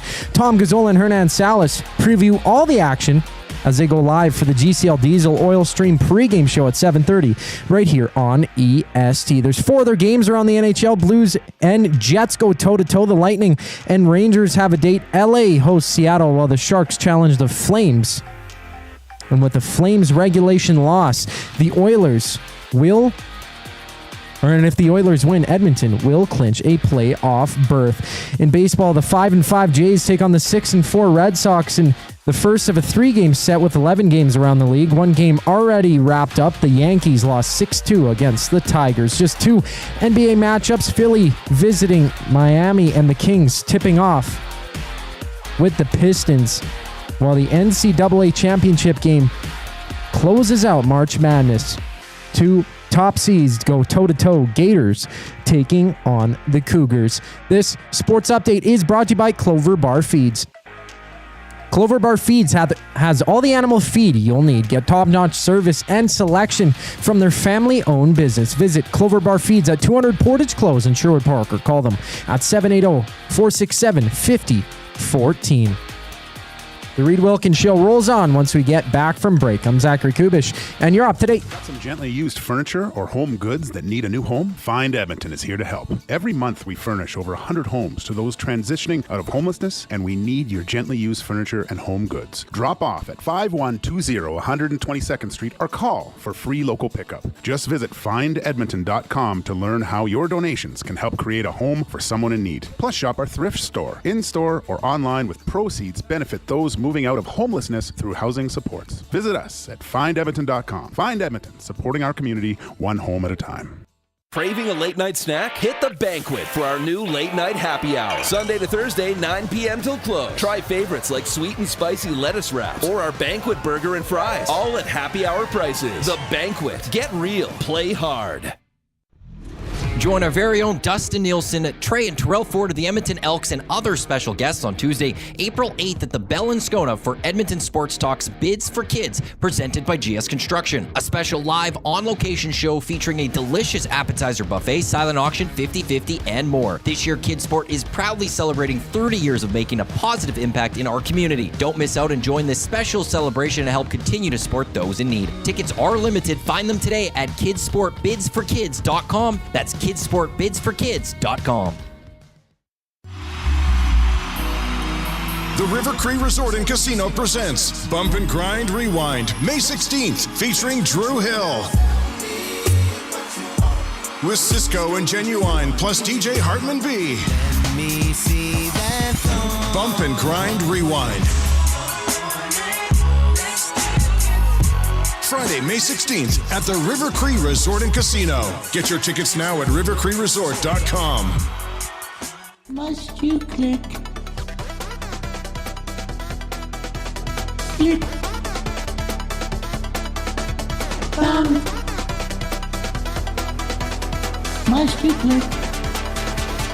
Bam, bam, bam. All right, good to have you tuning in, everybody. Ace 96 on his continued diatribe to ruin Stuart Skinner's life and career. Passion. The passion is there. So the Oilers, here's the lineup tonight. Nugent Hopkins with Putt, Colson and Arvidsson, Henrique, Hyman and Perry, Janmark, Jeff Skinner and Brown, Kapanen and Jones are also forwards. So the lines will move around a bit, I'm sure.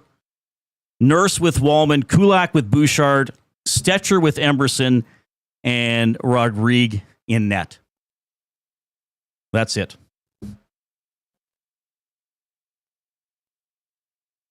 That's it. So, Frederic out, McDavid out, Draisaitl out. What? Okay. Kapanen and Jones don't have another winger. No. So what happens here? What do you suspect is going to happen? I mean, logically... Well, I think Nugent Hopkins will play quite a bit. Double shifting Nuge. Or maybe not double, but maybe 50% extra.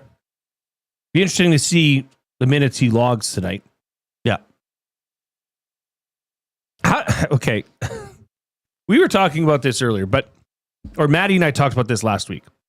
So now, from this lineup right here, obviously they're playing one forward short. But there's McDavid, Draisaitl, now Frederic, and Evander, Kane. 4 players that are going to be entering or presumed to be entering the lineup. Obviously, with Kane, maybe not game 1, but supposedly during the playoffs. Okay, let's just have fun and say Kane's going to enter the playoffs game 1. 4 players are going into this lineup. I mean, the obvious is Captain and Jones. Yeah. But then who's the other 2? In your opinion? I got to jump in here, okay, because I got to talk to Ace a little bit here. Ace, I want you to understand something here. I don't have any emotional connection or favorites with players, okay? I'm talking about the Oilers. I'm talking to the Oilers fans, so there's a hope they're all going to play well, okay? I can only evaluate what I see from players, okay? So I don't come on here to back a player or endorse a player. I can tell you how a player is playing, and I can tell you how the organization sees the player, and I can tell you how a player has been treated by NHL teams throughout his career. For most of his career, Calvin Pickard has been perceived as a backup or a minor league goaltender by his NHL teams. That's a fact. Mm. That is a fact. So I should just clarify that. I think Pickard has played really well most of the season. And quite frankly, Stuart Skinner had a really good stretch in the middle of the season. I think his season as a whole has been not to his expectations. Fair enough.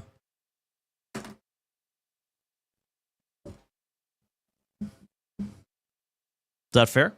I think it's fair. I don't think anything that's said on here is unfair. It's just what your opinion is and what my opinion is.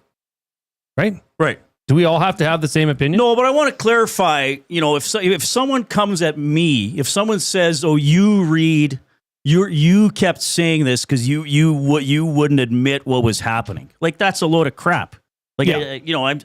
But I gotta, you got to factor in everything that's happened and how a player has played for a long time and how he's been treated in other NHL careers. I agree, Pickard has been playing very well, especially lately. Like, probably better than I thought he would be handling these starts. Right? Hard to deny. Right, but if you also say to me, well, why wasn't Pickard like? Well, other teams didn't make him the starter that could have made him the starter. So there must have been a certain perception of his skills and performance that was making him an AHL goaltender or a backup most of his career. It doesn't mean I dislike the guy. It doesn't mean I hope he fails. It doesn't mean I'm not going to give him credit when he's playing well. I'm just saying, okay, look at the guy. He's been slotted as a backup. Now, if you're a fan and think he could be better, that's fine. But I'm saying to you, he's been slotted as a backup most of his career. So that's the perception of him by his team and his coaches and his management.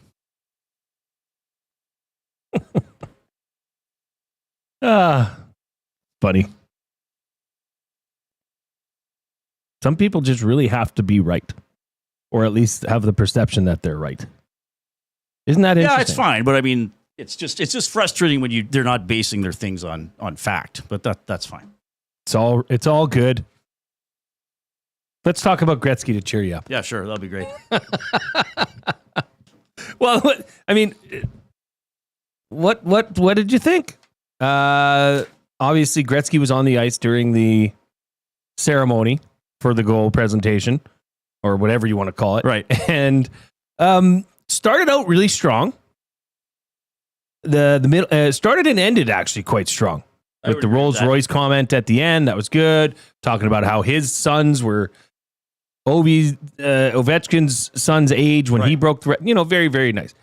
But then he went into this little song and dance that I really didn't see the fit for, and I just got to know why.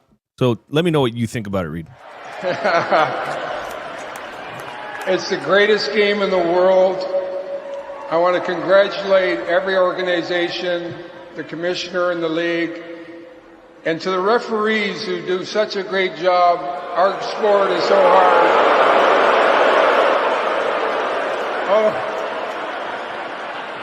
Trust me, I was John McEnroe a lot when I played. What? Okay, so it it looked like maybe the great one went a bit off script there. And, I get it's a joyous moment. It's celebrating the greatest goal scorer in NHL history. Right. The teams, congratulating every team in the NHL was an interesting one. Yeah. And the referees, that came out of left field.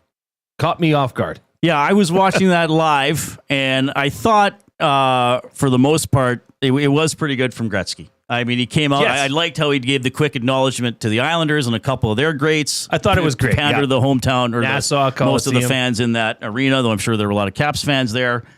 The stuff about Ovechkin and his family was good. Wearing the Gordie Howe pin and referencing Gordie Howe was really cool. Now, look, I don't know if Gretzky planned something. That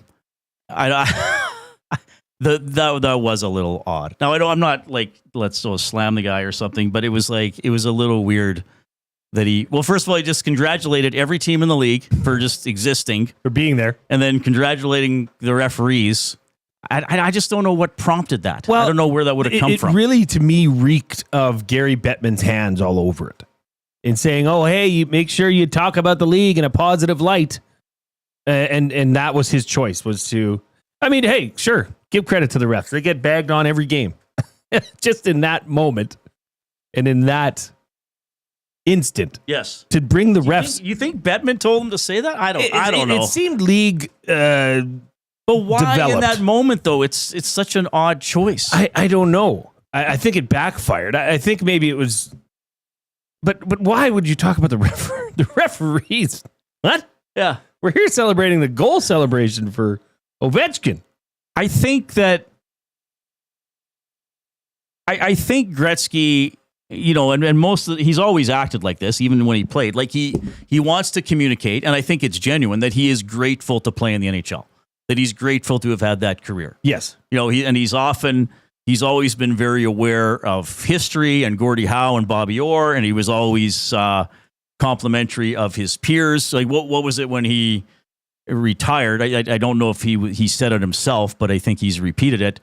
The greatest player he played with and the greatest player he played against, Messier and Gretzky. So he's not picking one. He's not saying who's better, right? But he's always been very conscious of being respectful of the game, being respectful of great players, of great moments. So I don't know. Maybe he just thought no one ever gives the refs any love, but it felt. What it felt like? It was oddly out of place. It felt like Uncle Don at your cousin's wedding, who got on the mic just a little too long. May have overstayed his welcome. You should have just stuck to the points, Don.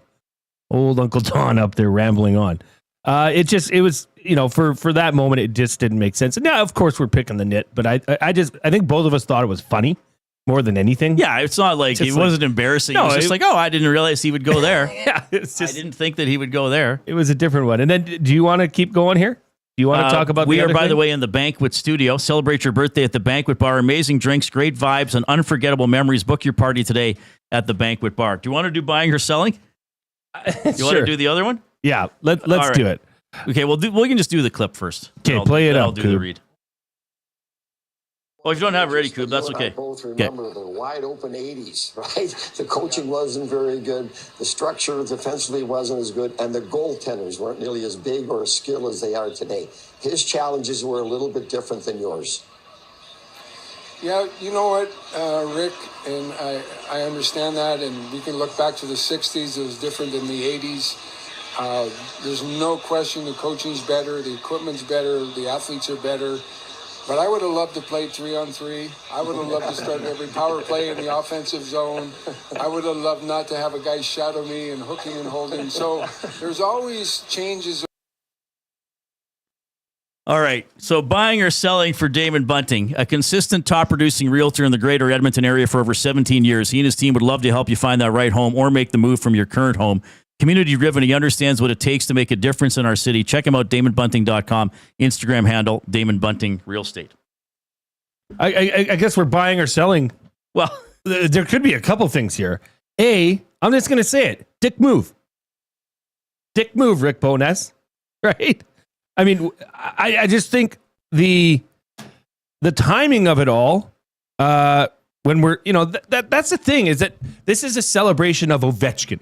Right. Okay. And then that always comes back to eras. Oh, what if McDavid played then? What if Gretzky played here?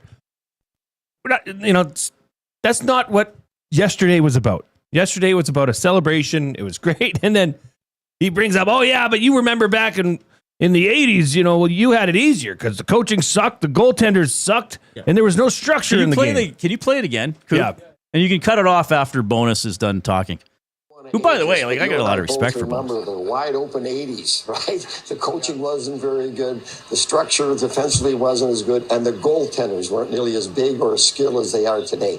His challenges were a little bit different than yours.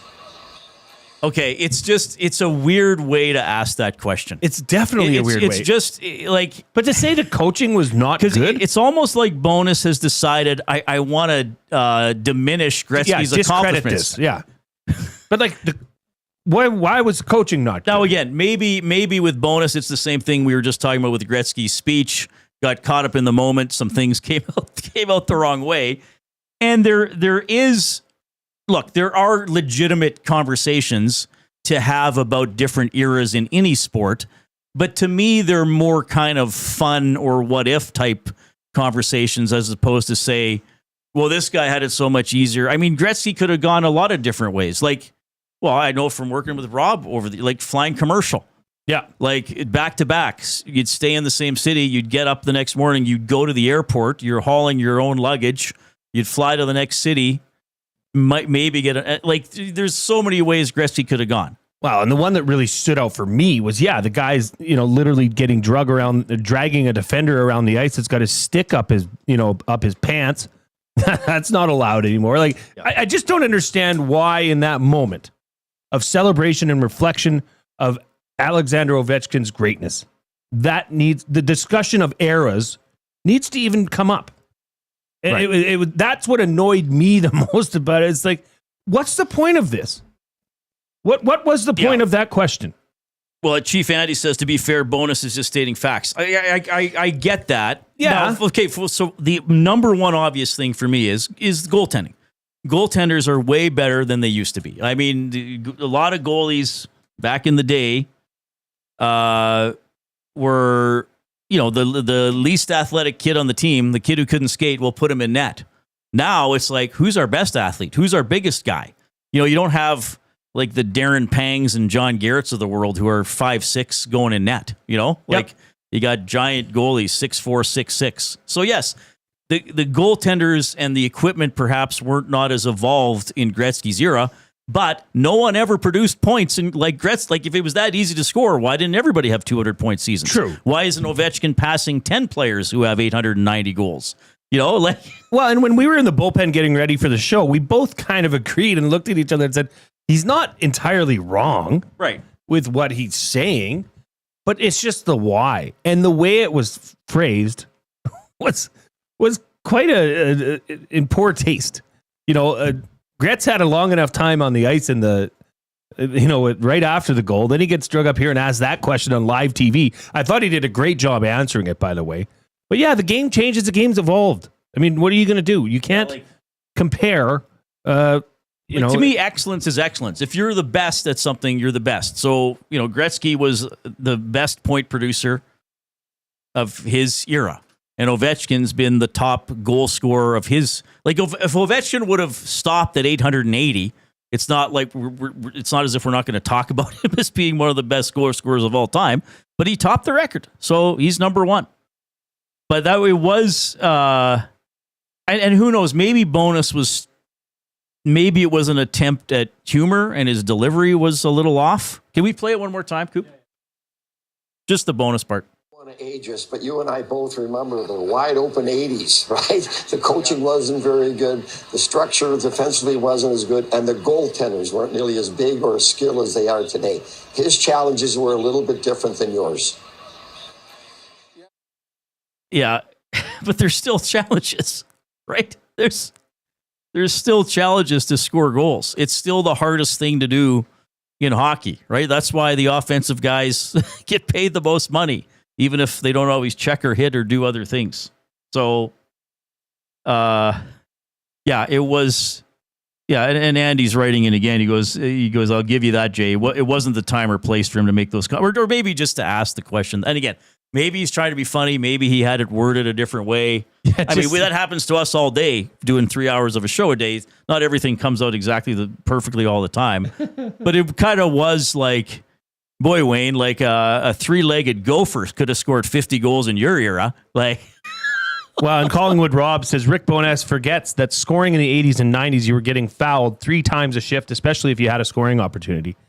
I mean, the rules were different then, too. Well, and he also referenced the wide open 80s. Part of the reason it was wide open was because of how the Oilers played. Yeah, right? true. Like, because that other teams thought, and I know you could say it started in the 70s with the Islanders and the Bruins and the Canadians, and Esposito scored and like I get it. But that's also the ebb and flow of sports, is that sometimes some things there's more, passing in football, and then it goes back to running, and then there's dominant linebackers. And, so like things change. Like basically all Bonus is saying, like, hey man, things have changed. I mean, maybe that would have been the question. Like, Wayne, what's the biggest difference? Yeah, give him a chance to celebrate it on his own terms. What's the biggest difference in being an elite goal scorer from when you played to Ovechkin? And then maybe Wayne says, well, you know what? Scoring goals is always hard, but I got to hand it to Alex for scoring on these goalies because some of them are twice the size of the goalies I shot on. And then Gretzky's saying it, as opposed to Bonus putting Gretzky in a situation where he almost has to defend his own bloody record, which is incredible. Yeah, it's just weird. That was just, and it's like, I don't know. It just was time and place. Time and place was off, way off. I should clarify the information I got about the Oilers roster, because Jodes is asking in the nasty chat, and I think some other people have some questions as well. So Jodes, if they are short a player for a game, which they will be tonight, then the call up for the next game is an emergency call up and doesn't count against the cap at all. So then they don't have to worry about any cap being close to the cap, I guess, over the final 5 games. That's the simplest way I can explain it. I hope that makes sense, Joe. So because they're going to be short tonight, then they can call up somebody who doesn't count against the cap for the next game. George, let me know if that makes sense. Though if it doesn't, I'm not sure how else to explain it any better. But hopefully that makes sense. Because I think they could have called somebody up today, but then just to still maximize the cap space they have left over the final week and a half, they're playing short tonight, and then they call up somebody, quote unquote, for free for the next game. Does that make sense? One game? For free? I don't know how many games for free. I don't know. So and you're under the belief, or you expect that Noah Philp would be probably a reasonable choice? Yeah. Real head scratcher about old D. Ryan, eh? Derek Ryan does not go to Baco. Where is there? Where in the world is he's probably in Edmonton, Ryan? I guess. I don't know. That is a weird one. How do you not report there? Yeah, I'm not sure if there's consequences for that, or you're put on a suspended list, or what. I'll have to try to find out more about that. If you're on YouTube, thanks for joining us in the nasty chat. You can give us a thumbs up. We're almost at 130 for single word of the day territory. Woo! You can email Reid at edmontonsportstalk.com as well. Chief Andy, I love you. Of course. If I slap back at you every once in a while, you have to understand there's a lot of slapping going on in the nasty chat. Yes, there some is. days. So some days I got to get involved in that. Yes. Daddy's got to get in there. Daddy's got to get in there sometimes. Daddy's coming home. Everybody shut up. All right. We'll crunch some numbers based on Ovechkin's record after the coup.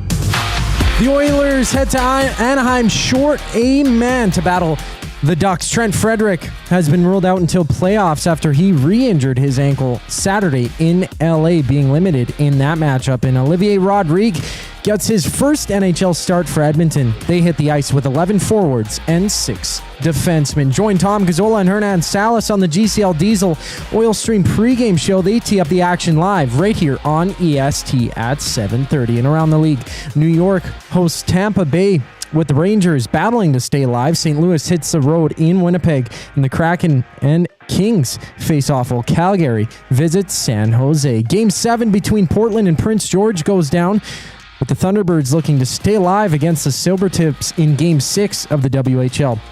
First round of playoff action. Jays look to get back in the win column. They take on the Red Sox, seeing 11 games around the MLB. And 2 games in the NBA. The 76ers and Heat tip off while Detroit challenges Sacramento. After that, the NCAA championship game shakes down. The Gators and Cougars butt heads. This sports update is brought to you by Paramount Flooring, proudly serving Edmonton and area for over 30 years. Their West End showroom is open 7 days a week. You can also shop online at ParamountFlooring.ca. We come back with crunching the numbers for Gallo LLP on the other side of the break. I'm Zachary Kubish, and that was your sports update. Get your fix every single game with the GCL Diesel Oil Stream pregame and postgame shows with Tom Gazzola and Hernan Salas. Whether it's breaking down the starting lineup, predicting key matchups, or diving deep into the game's biggest moments, Tom and Hernan are here to give you the best insight and analysis in the city. After the final horn, get the breakdown of every key moment, performance, and player reactions. It's your one-stop shop for all things game day. Catch the GCL Diesel Oil Stream pregame and postgame shows with Tom Gazzola and Hernan Salas, only on Edmonton Sports Talk, your clear choice for Edmonton sports. You've always known GCL Diesel as the experts in diesel fuel systems, but did you know that GCL is also your source for turbochargers and turbo repair? As a turbo supplier for Garrett, Borg Warner, and Holset, GCL can provide genuine original equipment turbos at wholesale prices. Whether it's diesel, gas, natural gas, or performance, we can provide you with the turbo or custom repair you require. Turbo questions? We've got turbo answers. Visit us in the West End or online at GCLDiesel.com. GCL Diesel, turbochargers, understood. Take your career to the next level with Nate's Construction Leadership and Supervision Program, a perfect tool for professionals looking to advance their role or an organization needing to develop leaders. Learn more about safety supervision, scheduling, cost control, and most importantly, how to lead a team. For more information and to register, visit nate.ca/CLSP to take your career to another level. Since 1952, William Huff has been the heartbeat of Edmonton's advertising world. From humble beginnings to a citywide powerhouse, we've been the go-to for signage from print to design and installation. Partnering with Edmonton's top sports franchises and major events, we've helped shape the city's global reputation. Our secret? Unmatched customer service, decades of experience, and a passion for excellence we call the William Huff Advantage. Visit us online at williamhuff.com.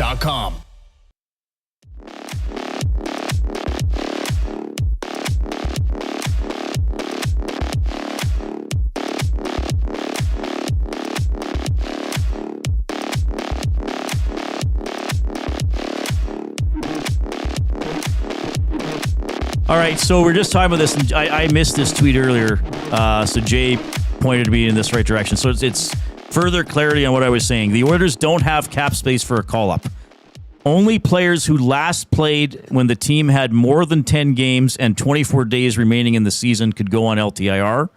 If Edmonton plays short one, which they will tonight, they will play with 19 players on the roster. They can call up a player with a cap hit of $875,000 or less as an emergency exception, and they would carry zero cap hit. Okay? So Jodes was asking, I know, well, other people are asking, but Jodes is the latest one in the nasty chat. Full disclosure, Bronco Nick sent that into the River Cree inbox. Bronco Nick found that earlier. Okay. 218-9999. I forwarded it on to you. Because I was in touch with someone from Puckpedia before the show, and then I didn't realize they posted that update. So that's the basics of it. So hopefully that makes sense. And you can't just put, and as we've seen there, you can't just put anybody on LTIR. They have to have been on your team for a while. What did he say? 10 games or 24 games? Anyway, I think we straightened that out as much as we can for the time being. Let's get to our fourth clue in our Hudson's Canada's Pub Mystery Athlete of the Game. You're trying to win a $25 GC to Hudson's Canada's Pub. You must text in your guesses to 780-218-9999, River Cree Resort and Casino inbox. I will say, the clues or the guesses have been nowhere really near. Interesting. Did anybody guess the athlete I thought they were going to guess? Oh, yeah. That individual has been guessed. All right. This should help. The fourth clue is Oilers. So the clues are Pirates, 73, 6th, and Oilers. Now everybody's going, hockey? Are they? I don't know. Well, are they, Reid? I don't know what they're doing. The fourth clue is Oilers. So the clues are Pirates, 73, 6th, and Oilers. See if we can get a winner. I love it. Did we got a winner? No. Oh, you just love it. You're just loving things. No. We got over our, our 130 plateau. Oh, did we? Okay, nice. Oh, yeah, we did. Of the day. All right, so let's push. Let's see how high we can go. We got 155 is the next plateau, but maybe we'll get to 200 today. Yay! What is that? What is that? What was that, Coop? It was It's a bunch of people saying yay. Yay, we made it. That's incredible. It is time to crunch the numbers for Gallo LLP, Chartered Professional Accountants, where they go beyond the numbers to ensure the continued success of your business.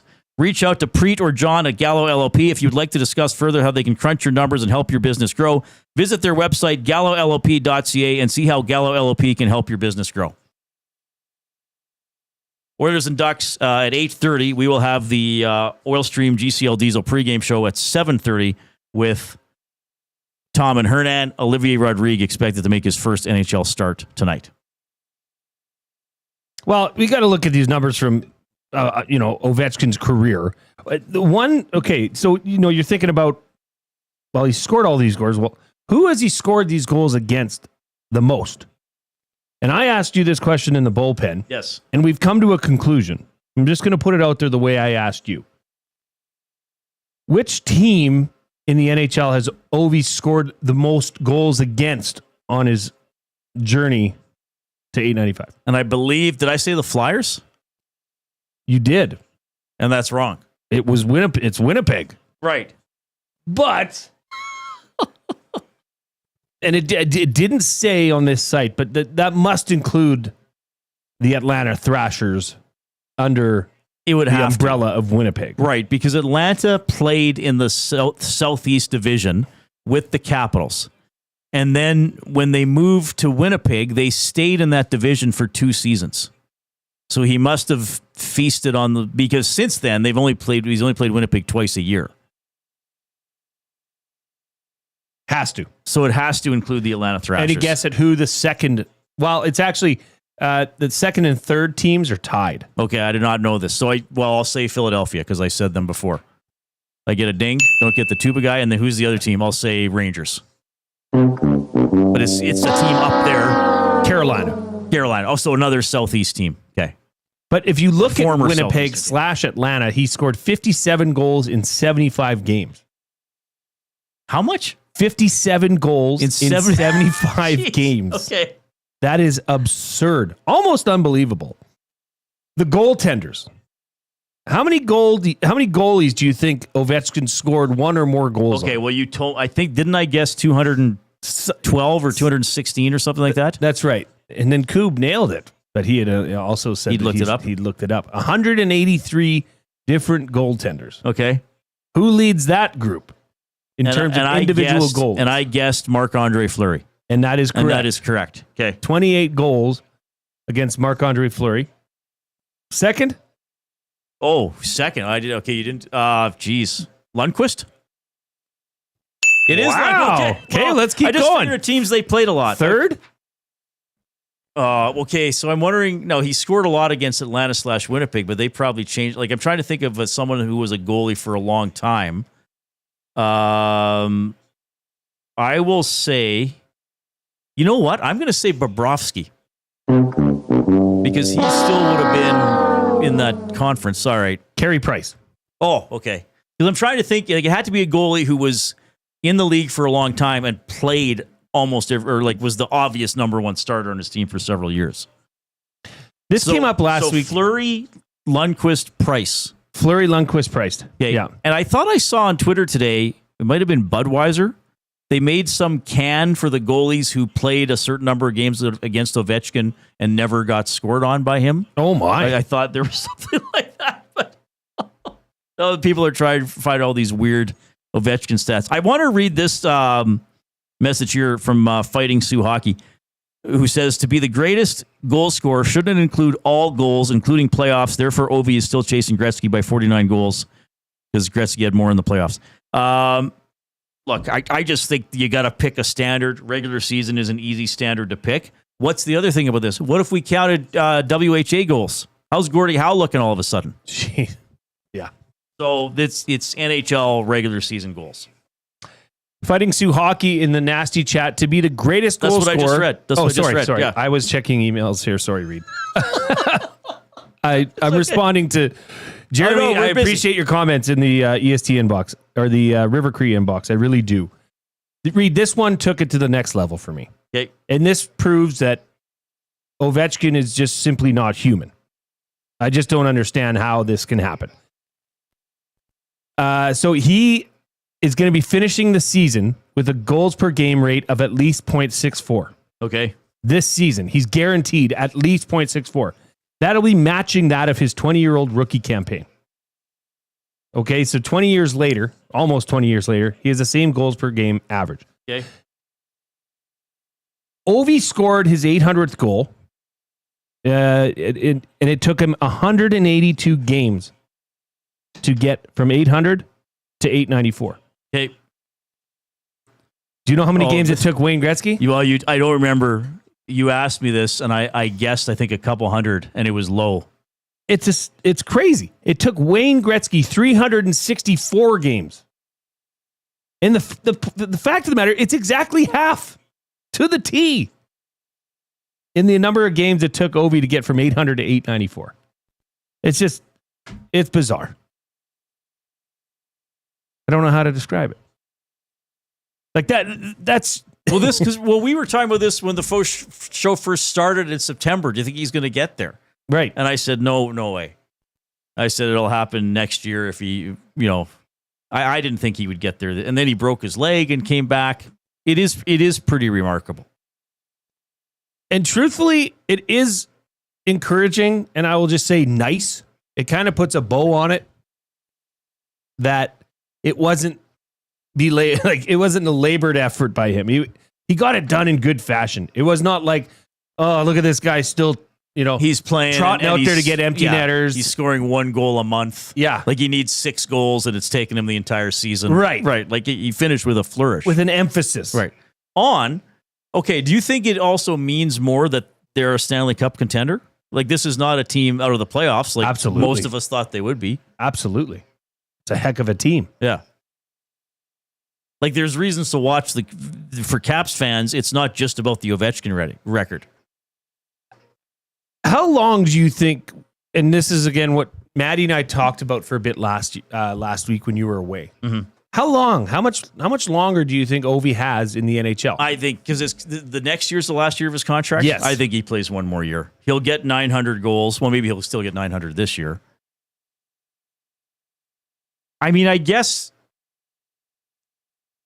if he can come out again next year and score 50 and you can see 1,000 from where he is, then who knows? Maybe he signs for another year. It might depend on the quality of the team. It might depend on how they do in the playoffs this year. It's obviously going to depend on his health, but clearly he seems quite healthy and is firing away. But my gut would say it's one more year in the NHL. He'll comfortably have the record. Not that Gretzky's going to come back and score a few to beat him, but he'll comfortably have the record, and then he probably goes and plays in the KHL. Think he gets a victory lap or two there. Plays next year, gets to what, 940? Yeah, maybe. Right? Then we got to look at who's currently playing that could possibly catch that. Well, what weren't the boys saying this morning? Do you think Draisaitl has another 500 goals in him? He'd have to play. We looked at it last week. He would have to play at this pace of goals Not this year, his career. He'd have to keep that pace, and I believe play for another 12 years. Yeah, so 40-ish.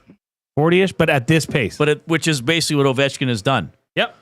I mean, look at so this year 42, last year 31. I'll go backwards. 42, 31, 42, 50, 24 in a shortened season, 48 in a slightly shortened season, 51, 49, 33, 50, 53, 51, 32 in a shortened season, 38, 32 in basically a full season. That was an off year. 50, 56, 65, 46, 52.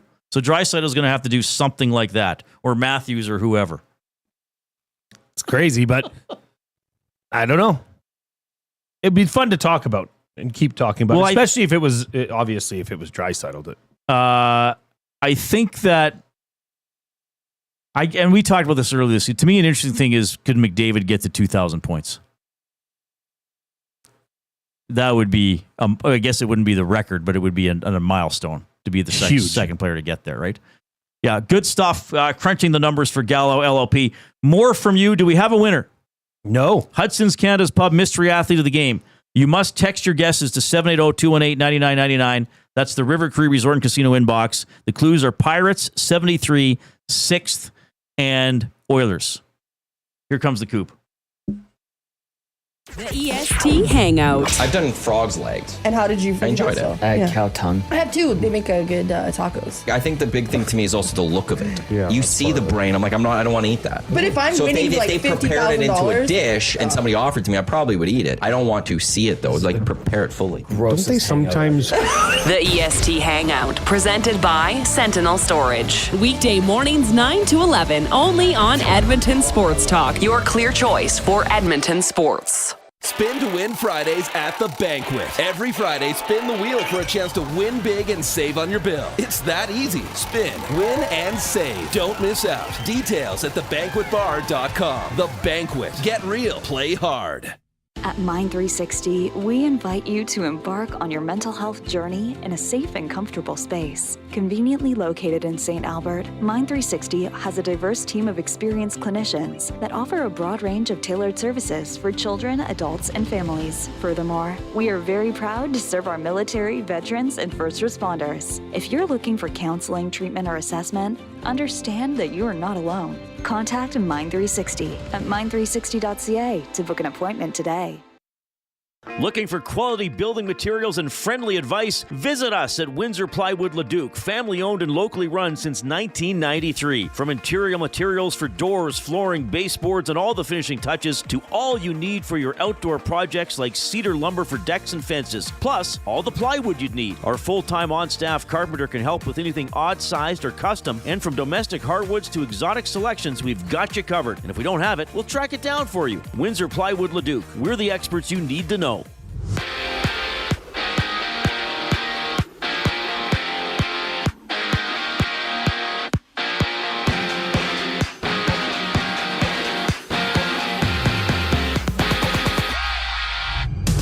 After re-aggravating his ankle sprain Saturday in LA, Trent Frederic has been ruled out until playoffs.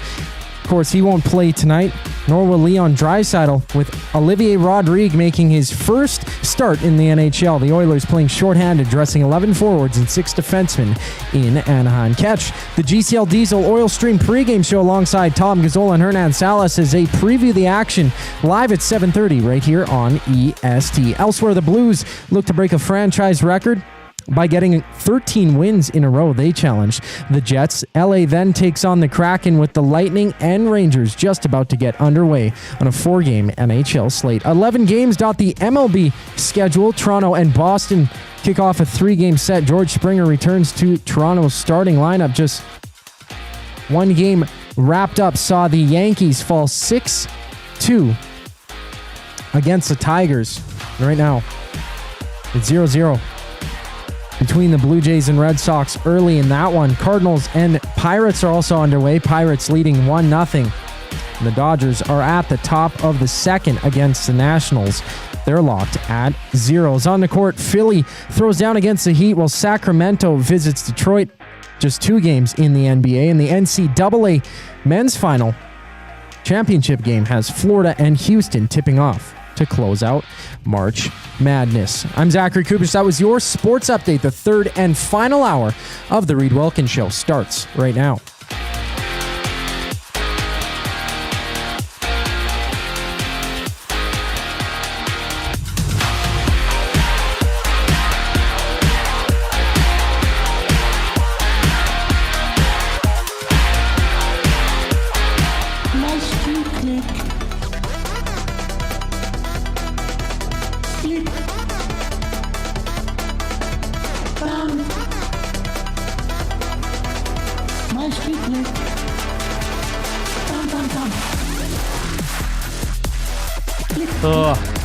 This is incredible. So Koob did this remix all on his own, on his synthesizer at home. Right? I used AI. No, I didn't. Need glow sticks. That's me. Okay, that is the remix of the Click on YouTube. Yeah. Tell you what, we want to go as high as possible. We just need 10 for double word of the day. That would get us to 100 and.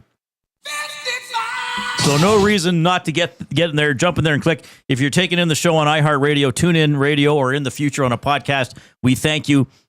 We just ask a little flavor. Well, we like flavor. I love flavor. We ask you a favor. Tell people about the show and Edmonton Sports Talk. Yes. We'll just tell them about Edmonton Sports Talk. Yes. Like we are advertising. Well, I mean Dustin. Fair point. But the station is doing things to advertise and promote itself and to grow. But we recognize word of mouth is very powerful. Huge. So tell biggest ally, because we still get. Where's Dustin Nielsen? Where's Reid Wilkins? Where's Reid? I still get. You're not on Ched anymore. Yep. Did you leave broadcasting? No, I didn't. Nope. Ched fired him. Don't say that. I know that's what people you get. Reid left on his own accord. I get. Did you get laid off? I get that. Which in the way it's sad to the say, industry's going, that's a totally fair question. Mm. I think I've told this. The day I resigned, like 7 or 8 people in the newsroom got laid off. Yeah, which was a very sad day. So anyway, help us out. Tell the people about the show. Spency 5 cents. He says a flavor favor. Chief, thank you, Chief Andy. Okay, so Chief Andy, as a joke, said, "What if Over retired this year and Gretzky came back next year to break the record?" Then I said, this is all in the nasty chat on YouTube. I said, didn't Howe? I have some vague memory of this, seeing a highlight. I think when I was working in Lloyd, I said, didn't Howe play a minor league game in his 60s to have played a game in 6 decades or something like that? And Chief Andy says, yes, he did. At the age of 69, he played 1 shift for the Detroit Vipers in the IHL. And I think he got credited with a shot on goal because I think someone took a shot and it brushed his shin pad and went on net. And I think he got credit for the shot, I believe. Well, I didn't think we'd be going down that path today, but that's how it goes. Has anybody won the Hudson's Canada's Pub Mystery Athlete of the Game? Please tell me they have. Nobody's sniffing at it. You got it? Really? Yeah, I mean this. And the player you suggested that everybody would be guessing? Yes. They are. But now with the last clue. Just so everybody knows, nobody has got it yet. Right. You were not withholding. It's not like you won and we aren't going to give you credit. Yeah. Ian in enemy territory. Is he mad? It is not who you think it is. I'm sorry to say. Was it the player I mentioned? No, this is out of left field. Oh, let's see. Oh, God, no. Well, there's got to be some way you could put it together to be that person. Maybe. I don't know. But it's not that person. So the clues are Pirates, 73, 6th, and Oilers. Okay, should I just mention the play? Because now Oilers rules out this person. Did anybody guess Barry Bonds? Several. Because Pirates, he played for the Pittsburgh Pirates. 73, he hit 73 home runs. Totally naturally without using any performance-enhancing substances. Yes. And Barry Bonds was also drafted 6th overall in the Major League Baseball draft. So I could understand how by the first 3 clues, you might think it's Barry Bonds. Not that I would do something like that intentionally to take people down the wrong path. I'm trying to guide you down the right path. That just came naturally. I'm a loving and nurturing host. Obviously. Thank you. Bruh. So the clues are Pirates, 73, 6th, and Oilers. You got to text in River Cree Resort and Casino inbox, home of the Kitchen Restaurant, all-you-can-eat prime rib buffet for just $49.99 every Sunday from 4 to 10 p.m. I like doing the mystery athlete. Who did you guys have with Alfonso Davies? Yeah. Pretty good. Yeah, it went over well. Boy, thanks for having this fan on me, by the way. Yeah, we might have to switch it up. Are you deadly hot soon. now? Okay, come get it. I'm just... Coop, can you move it over? I'm just... can you move the fan onto Jay? Trying to fan myself. What's the temperature in the EST headquarters? It's just Is it 26? 26 and a half. And it's not even that hot outside. No. My phone says it's plus 15. If we could open a... There's if you're on YouTube, Coob is yeah, just put it right down there, right where your feet are. You look like a Price is Right model, like maybe Holly or Janice. What was the third one? When I was a kid, like I always just early think of Vanna 80s. White. I mean, Vanna White to me was the pinnacle of Wheel of Fortune. Show is she host, still on Wheel of Fortune? I think she is. And she no longer spins the letters; they just light up. She must be on the Janet Gretzky Okay, so program. questions: Who is now the duo on Wheel of Fortune? The host and the letter turner. Let us know that. And well, who's the host? Is it still Sajak? I thought Sajak left. Sajak retired. Is it the guy? Isn't Drew Carey on Price is Right? Carson Daly now on Wheel of Fortune? Ooh. Yeah, Drew Carey's been doing Price is Right. Price is Right for a while. Okay, so we're talking Diane.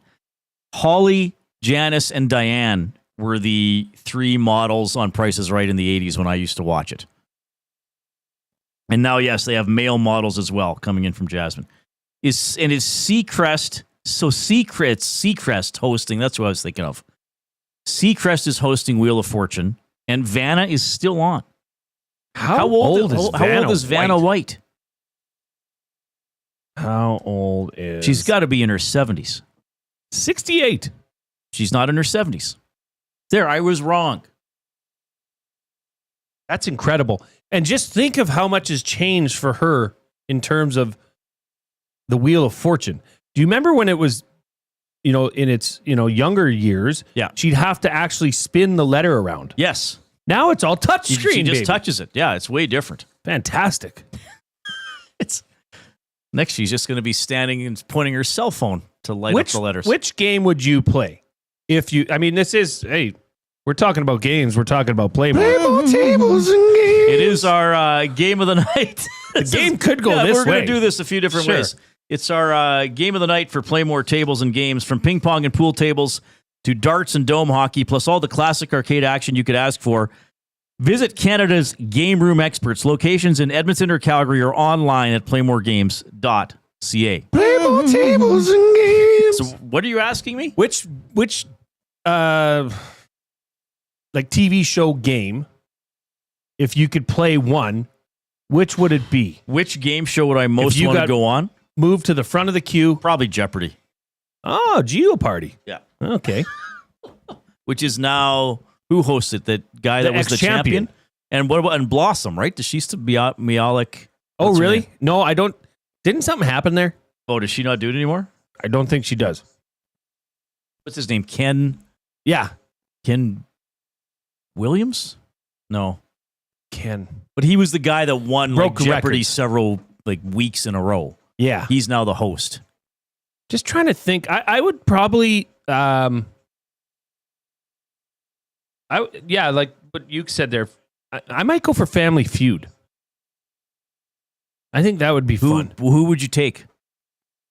Okay, Well- so it's EST. You're the captain. Which 4 How many EST people can I take? You get 4. There's 5 people on a team, right? Okay. Yeah, Greg Jennings.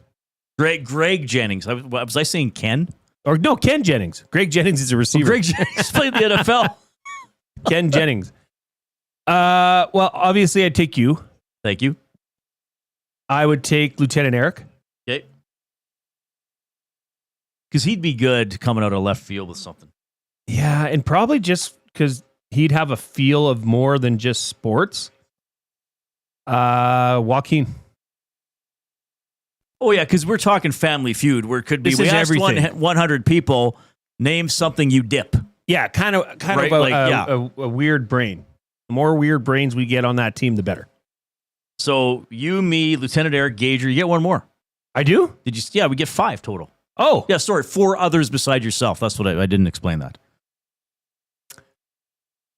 Ooh. I mean, to me, it's obvious. Jasmine. For the fifth. female side. Well, of and things. just to get, yeah. Yeah, that might not be bad. You think you need different sorts of minds, yeah. right? Yeah, you're right. Kind of more of a spectrum of beautiful minds. Yeah. Okay, there it is. Family Feud. There's our Family Feud team. Sorry to Dustin, Owanik, Hernan, Tom, Cass, who else? Coob. Sorry, Coob. Party Boy. Jeremy in, I believe it's Sherwood Park. There's 10 of you. You should do a Family Feud against each other. That would be fun. That would be epic. That would be great content, too. Jeremy could be the host. Sure. That would be fantastic. No, you know who'd be the host? Oh, this would be great. We could do it at, like, the Garneau. Okay. The Metro at Garneau or whatever it's called now. Josh Clausen. EST Feud. Josh Clausen hosts it. He would be good. Wouldn't that be Yes. That would be... And we could all do Edmonton-centric categories, not just sports, but like we asked gosh. 100 Edmontonians. 100 ES. What's the most nasties. famous street in the city? 100 Right? nasties. Ask the We nasties. asked 100 nasties. What's the most famous street in the city? Bang, White Ave. Bang, Jasper Ave. Bang, 97th Street. Bang, White, like whatever. What do you think is the most, noticed or notable street and or avenue and or road in Edmonton? You still have to say White Ave, wouldn't you? White Ave. But I don't know for people. What about coming the White from out Mud? of town. What about the Yellowhead? But they're not like places you go. I go on the Yellowhead every day. But I mean, you go out for. I mean, there might be a restaurant on the Yellowhead, but it's not as if, hey, like we wouldn't say, hey, let's just go hang out on the Yellowhead. Like we might say tomorrow, you and I are going to hang out on White Ave before our show from the Bell in Scona. Yeah, that's going to be fun. We are on location tomorrow.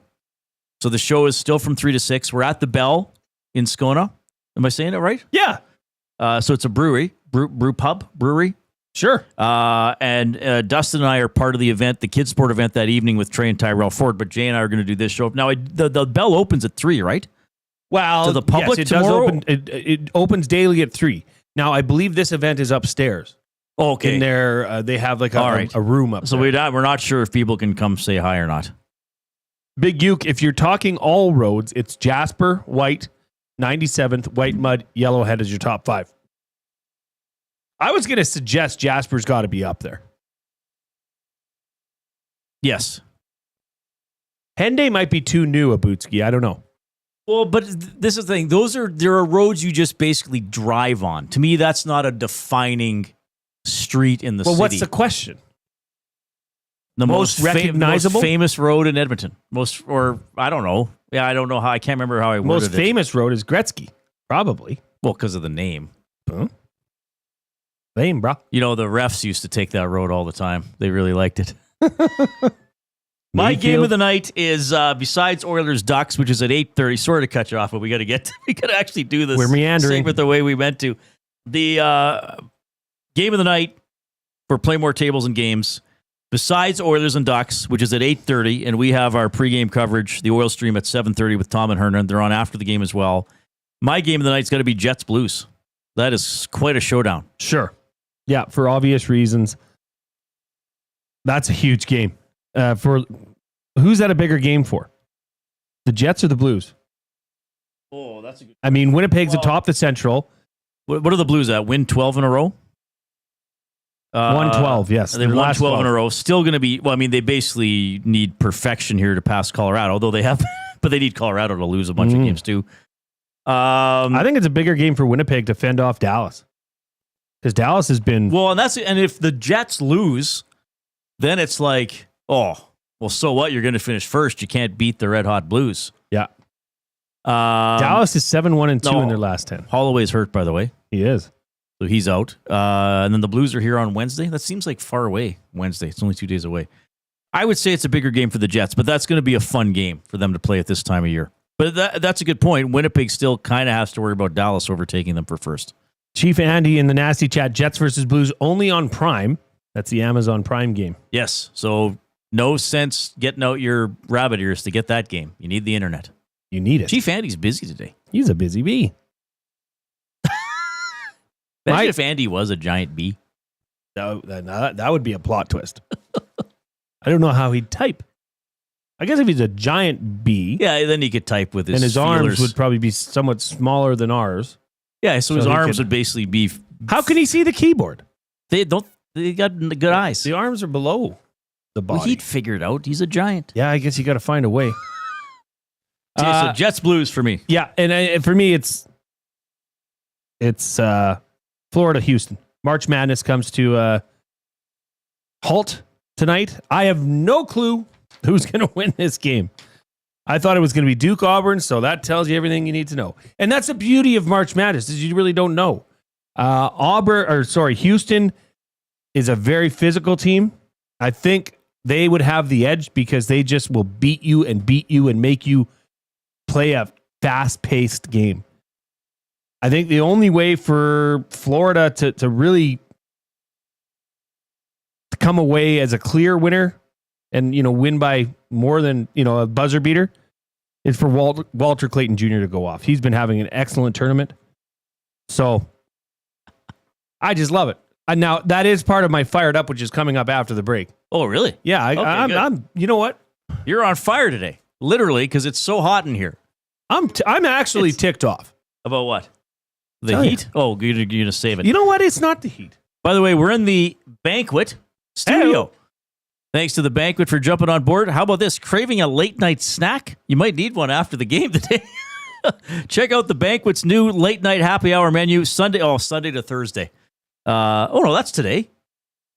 Yeah, today's Monday. Monday falls in that. It does.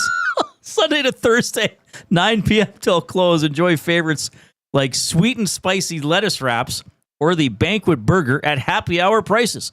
The banquet. Get real. Play hard. Oilers and Ducks will face off at 8:30. That's in a little over 3 hours. Apparently, accident, White Mud Winterburn Road. Just looking in the nasty chat here. We're happy to bring you traffic up because I guess some parts of the West End are a little tied up. Because White Mud and Winterburn Road. That's out past the ranch. Yeah, White Mud and Winterburn Road. Wouldn't that be close to the River Cree? Yeah, past it. Okay. Can I just say you this? should always drive safe. I know we got to get to the break, but nobody's sniffing around your seriously mystery athlete. Okay, so just hang on. Okay, sorry. I'm going to tell you who it's not. Okay. Because Ian in enemy territory suggested a name. I showed you. Where is he, by the way? He's in enemy territory. Probably in. I think Calgary when somebody says that. Probably but in it Vegreville. could be tonight. It could be Anaheim. Could be. Could live inside the. We used to joke about. Could be Wasetna. There was somebody in Vegreville. Oh, Jeremy from Vegreville used to text into Inside Sports, and I joked that he lived inside the egg, like he had a condo inside the egg. Yeah, Pisanka. I don't know. Ian in enemy territory. It is not Joaquin Gage. No. And here's what he said. He said he played for the Portland Pirates. He was born in 1973. 6 feet tall, so 6. No, that's way too loose. And he played for the Oilers. That's way too loose a connection with 6th. Good it is. That's where it fell apart. Well, I might as well tell you though. Portland Pirates is correct. Portland Pirates 73, 6th. Oilers Ducks are the clues. There's the 5th clue. Ducks. Okay. So Portland Pirates. I'll clarify that one. 73, 6th. Oilers and Ducks. Somebody better get it by the time we get back. Here's the coop.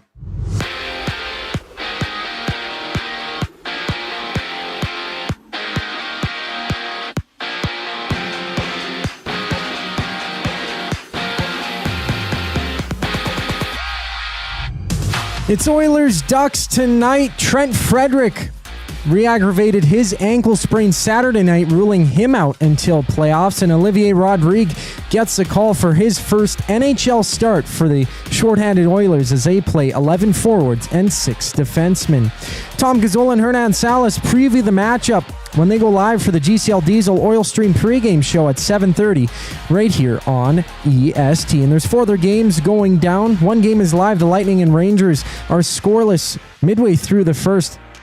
After that, the Blues and Jets go at it. Calgary hits the ice in San Jose, while LA hosts Seattle. And 4 games are live in the MLB. Jays and Red Sox are tied at 0s at the top of the 3rd inning. The Nationals lead the Dodgers 2-0 at the top of the 3rd, and the Pirates hold the Cardinals 4-0 at the top of the 3rd inning as well. Basketball sees 2 NBA games. Right now, the Kings are down 25-18 to the Pistons midway through the first quarter before Miami hosts Philly. And the NCAA men's final goes down between Florida and Houston to close things out for March Madness. This sports update is brought to you by Advantage Sports Medicine and Physiotherapy. If your back hurts more than your pride after a triple bogey, it's time for an assessment at Advantage Sport Medicine. Book your appointment today at 780-460-9977. The show rolls on once we get back on the other side of the break. I'm Zachary Kubish, and you're up to date.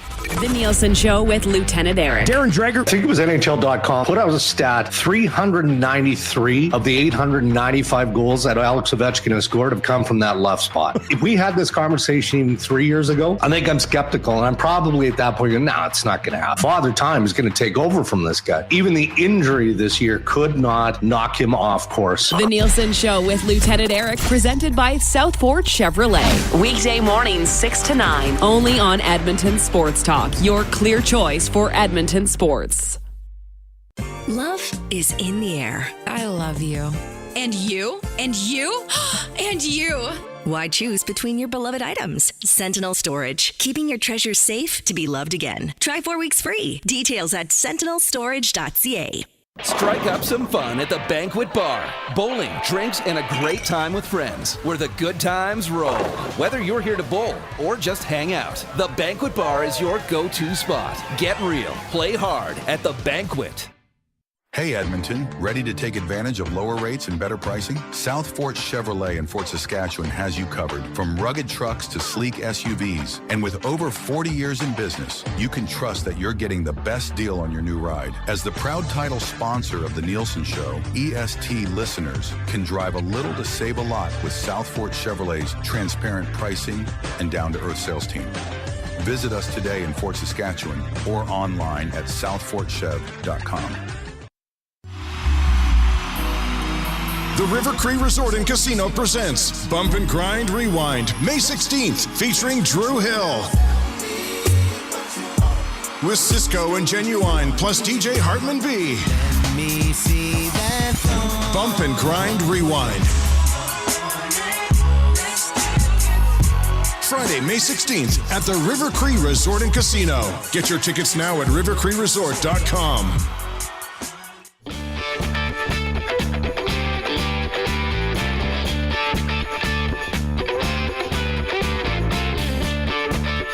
Just seeing here, announced about a half hour ago on the NHL alumni Twitter account, Greg Millen has passed away. 14-year NHL goaltender, passing away at the age of 67. I certainly remember Greg playing when I was a kid. Played for primarily Hartford and St. Louis. Was also a Penguin and a Blackhawk, and briefly a Red Wing, and of course a longtime television analyst. The only thing I've seen announced is that he has passed away suddenly, so not sure what happened. But man, that's tough. I'm pretty sure I got to interview Greg a couple of times, and he was always very pleasant. So yeah, and he was still currently with Sportsnet, right? So yeah, that's tough. Greg Millen has passed away. Yeah, that's a young age to pass. Yeah, that's like a shocker.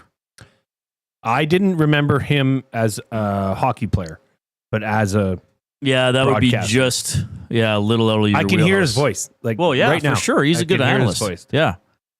All right. So just wanted to update on that one. Tough news there from the hockey world. On a lighter note, Reid at EdmontonSportsTalk.com. I have not received a limerick today, which is kind of surprising. Unless my email's not working, which is also possibly. Bob, the heat could have knocked out my computer. The heat could knock out everything. The heat could have knocked out the email. If you've sent me a limerick today and I haven't seen it, we'll make up for it tomorrow.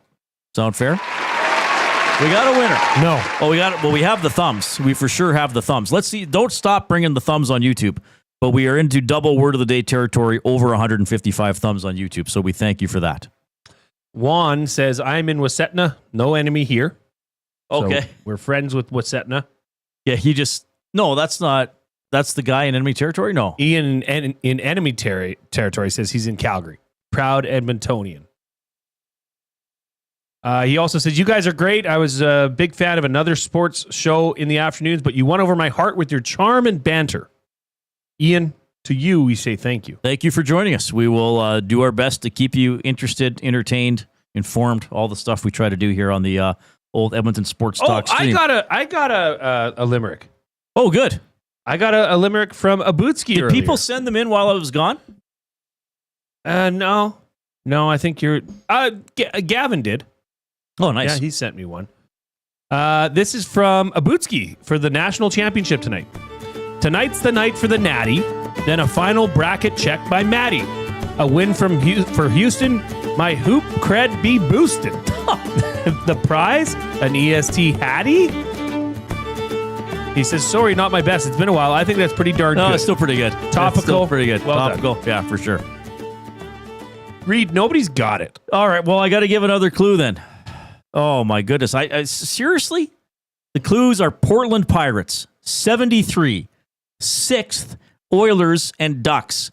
73 is not this person's age, jersey number, or draft year. It's a stat related to this player. You know who it's not? Who? Just going to say it. Who? Dustin Penner. It is not Dustin Penner. No. I don't know where 73 or 6th. He wasn't drafted that high, was he? Do you want to play rhymes with? Not yet. Not yet. I got a good one. Oh, well. No. Yeah. No, let's wait. Yeah, I don't want to...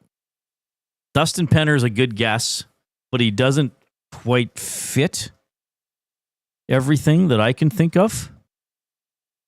So 73 is not this person's age. It is not the year in which this person was born. It is not their jersey number. It is not their draft year. Did I say that already? It is not... it's a stat related to a single game that this person appeared in. Okay? What sport? Well... But it could be. Well, I guess it could be... Just to clarify. Well, Portland... It's hockey, obviously. Portland Pirates, 73, 6th, Oilers. Oh, yeah, we already and talked Ducks. about Gage, right? Sorry. Right. So... This heat's knocking my memory. It is, yeah, it is. It's uncomfortably hot, and Yeah. it's going to... We got to get this fixed when it's actually summer for the 4 It's months like it is. 12 degrees outside. It's 26 and a half in here. Woo! So nobody's got this yet? Nope. All right. Well, in the meantime, we will do Fired Up for Gemco Fireplaces. Proudly serving Edmonton and area for 45 years, the authorized dealer for Napoleon fireplaces, whether it's gas or wood burning, look no further than Canadian-made Napoleon fireplaces. All the Napoleon products you need are available at Gemco, 9281 50th Street. Jay, let me just do a quick reset on the Oilers game. Olivier Rodrigue in net tonight. No Frederic, no Draisaitl, no McDavid. The Oilers will play with 11 forwards and 6 defensemen. Olivier Rodrigue on getting his first NHL start. Really excited. I've waited a long time for this, and I feel like I'm ready. So I just want to go out there, enjoy it as much as I can, but also give my best and work hard the whole game. All right. So he's fired up to play tonight. What's your fired up, Jay? Somebody got it. Okay, now I'm fired up. Somebody finally got it. Okay, who got it, first of all? Rush the Beer League goalie. Now, is he a new winner? Oh, yeah. Yeah. Rush the Beer League goalie. All right. Are Beer Leagues still going on? Oh, absolutely. Are they? Beer leagues? That's every men's league in town. Yeah, I guess Beer League. Well, but it's getting, a lot of minor hockey's over, right? Oh, by the way, Oil Kings Game 7 tomorrow. Not Beer League, but we're going to have, man, they lost in the final minute on a power play goal last night. So Game 7 in PA tomorrow. But eventually arenas start taking the ice out. No. Although there's probably Reid, men's hockey all summer. This hockey is now year round. Not well for beer leaguers. Probably. Got to train, might get drafted. You never know, wasn't bro. your draft year 87? Yeah, got to be ready though. League's expanding. Some guys might believe that. Oh, Reid, I wouldn't put it past him.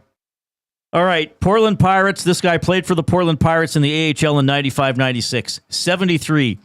He's faced 73 shots in a game on March 21st, 91. He stopped 70 of them. 6th. He was taken from the Oilers by the Ducks as the 6th pick in the 1993 expansion draft, which involved Florida and Anaheim. Oilers and Ducks were the final 2 clues. It's Ron Tugnut, everybody. It's Ron Tugnut. If you put it in the nasty chat, I'm sorry, you cannot win. You have to text. So congratulations, Rush, the beer league goalie. Coob, he's the top of the list in the River Cree inbox. There's no name attached to it, so I'm going to update that. That was a good mystery player, mystery athlete. I don't mind when it takes almost the entire show. People remember Ron Tugnut. You actually prefer it, you sicko. There are times I enjoy pleasure delaying.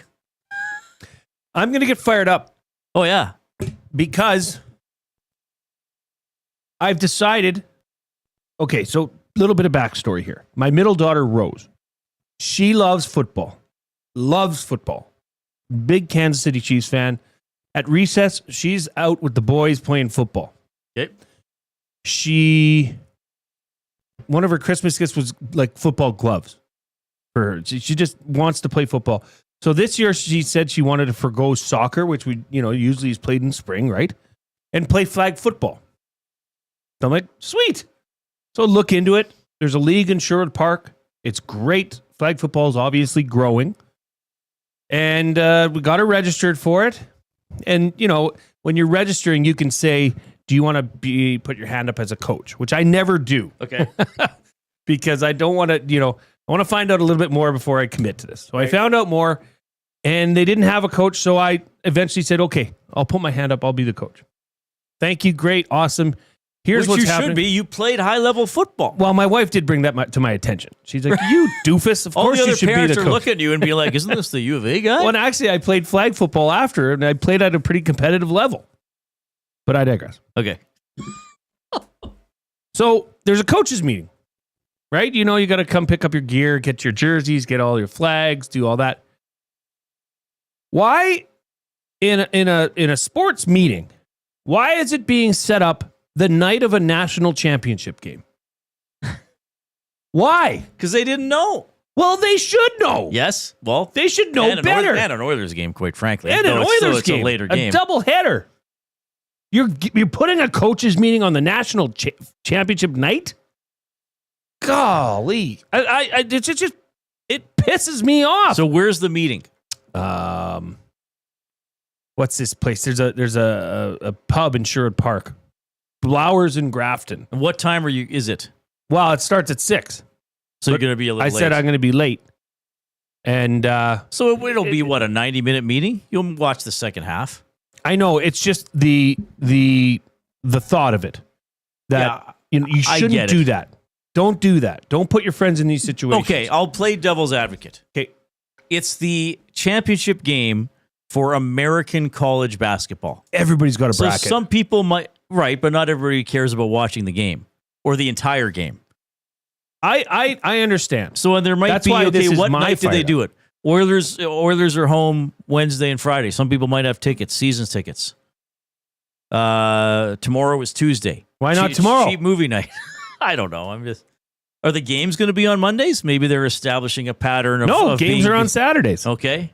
Well, I don't know why they picked tonight, but it's probably someone who didn't know there'd be something to watch tonight and just thought, okay, do it that Monday and get it out of the way. The game will probably be on at, what's it called? Blowers in Grafton? Yeah. The game will probably be on there. Yeah. How long do you think the meeting's going to take? Oh, if it takes more than half an hour, I'm just going to ask. I want to go there, get my road kit, get the balls, and oh, you're done. Yeah. But usually these things have people that ask way more questions than Coob even would. So they tend to take long. Right. Yeah, there's always the distraction from the meeting. Well, I'm sorry. Jason and Leduc, believe it or not, some people couldn't care less about this game. I understand that. Yeah, no, I understand That's why that's what I'm saying. It's but this isn't Jason game. and Leduc's fired up. This isn't Reid Wilkins. No, fired. that's true. This is It's my your fired personal up. fired up. I happen to care which about. you can be fired up about. Is it which you petty? Totally. Is it sad? Is it soft? Yes. No, I don't think it's soft. I don't even It think is it's what it sad is. or petty. I just think you're not representative. I mean, the other people at the meeting are going to be like, sorry, Jay, we don't host sports talk shows for a living. So we don't need to watch. Okay. We don't need to watch. Well, the I just game. had to get it off my chest. You know, I don't like to harbor things. You know, just like to get it out there in the ether. Okay, so I have a question for Fired Up. So I guess maybe this isn't more fired up. This is like help me or give me a suggestion. So I can't remember what day on the weekend. It might have been Saturday. So my dad has a laptop that he works on, okay? And that he prints wirelessly to the printer in my parents' house. Okay? And so I'm over there. What did I do? Anyway, I was over there, I think, Saturday night. And my dad's like, I can't print. And I was like, okay, well, like, what do you mean exactly? I can't print. So the problem was on their printer, it has a green Wi-Fi button, okay? And my parents said, this is usually solid green, and it's turned off, okay? So they're like, can you look at this? And I always tell my parents with computer stuff, I can say, I can look at it, but I really don't know. Like, I'm going to try very simple things based on troubles I've dealt with in the past, right? With my own computers. I'm not a programmer. I don't know back doors, how to get anything. Sure. I just know where the basic menus are. So I poke around this printer and I find the Wi-Fi, and it's one of those, it's just a little screen, just like a one-line gray slot screen with like the black text on it. It's not like an actual touch screen. So I find the Wi-Fi thing and I hit OK, and then it says connecting to WLAN or whatever it says. And it does that for about a minute, and then it says, can't connect, sorry, and goes back to the start screen. So I scrolled through the menu, and I found some other network setting menu, and then I found a menu that said, put in the Wi-Fi key, like the password. So my parents got me their Wi-Fi password, and then to put it in, so if you wanted the letter V, you had to hit the up arrow like 20 times or wherever V is in the alphabet. Brutal. So I got it in, and it connects to Wi-Fi, and the green light is on. I'm like, great. Dad, go to your laptop, print something up. Printer offline. Printer offline. So I go into the printers and scanners option on Windows, and it's printer offline. So I thought, okay, remove this device, right? Yeah. Re-add it. Printer offline. Printer offline. So then I do that again, or I think I restarted my dad's computer, did that again, and now it won't even find the printer. So can somebody help? Or is one of these things just shot? Is the laptop done? I don't know, because now they're both on the same Wi-Fi. Like my dad's laptop is on Wi-Fi. Did you try connect it hardwired? It would work hardwired because they also have a computer hardwired to the printer, but my dad uses this laptop on his own. Well, Big U, they tried putting it in rice. We did, yes, after I bathed with it. So I don't know if anybody can troubleshoot that. It's very frustrating. I told my dad that you might just have to start either have a stick and take your documents to the computer or email them to yourself and go print them on the other computer. But hey, he's been printed on wireless for years, and now all of a sudden it's not working. Now maybe something's just shot and they just won't talk to each other anymore. But I wonder if there's a menu or a back door or something else I can check. So I don't know. Yeah, if anybody can help Reid, email me. Email him. Reid at EdmontonSportsTalk.com because we'll be off air in 11 minutes, so a text or nasty chat might not get to me. But you understood everything I explained. Oh, there. yeah. But I have, at home, I have a wireless printer scanner. That's a decent machine. I've had it for years. It works well. But I no longer even bother printing wirelessly. And it's close enough to my printer that if I got to scan, because sometimes it works and then sometimes like, oh, we can't find this device. Yada, yada, yada. So I don't know. Did you, Ace is saying reset the Wi-Fi. No, we did not reset the Wi-Fi. That would involve resetting the modem, right? Yeah. Which is now that white. But they can go on their computer and use the internet. Yes, everything else works. So, which leads me to believe it's not the entire Wi-Fi. It's the laptop or the printer, or they're not talking to each other. I don't know. I'm terrible with this stuff. As am I. I don't like it. I just don't like it. Well, that's what I'm fired up about. Hopefully it gets working. Maybe it'll just start working someday. We got our words of the day after the coop.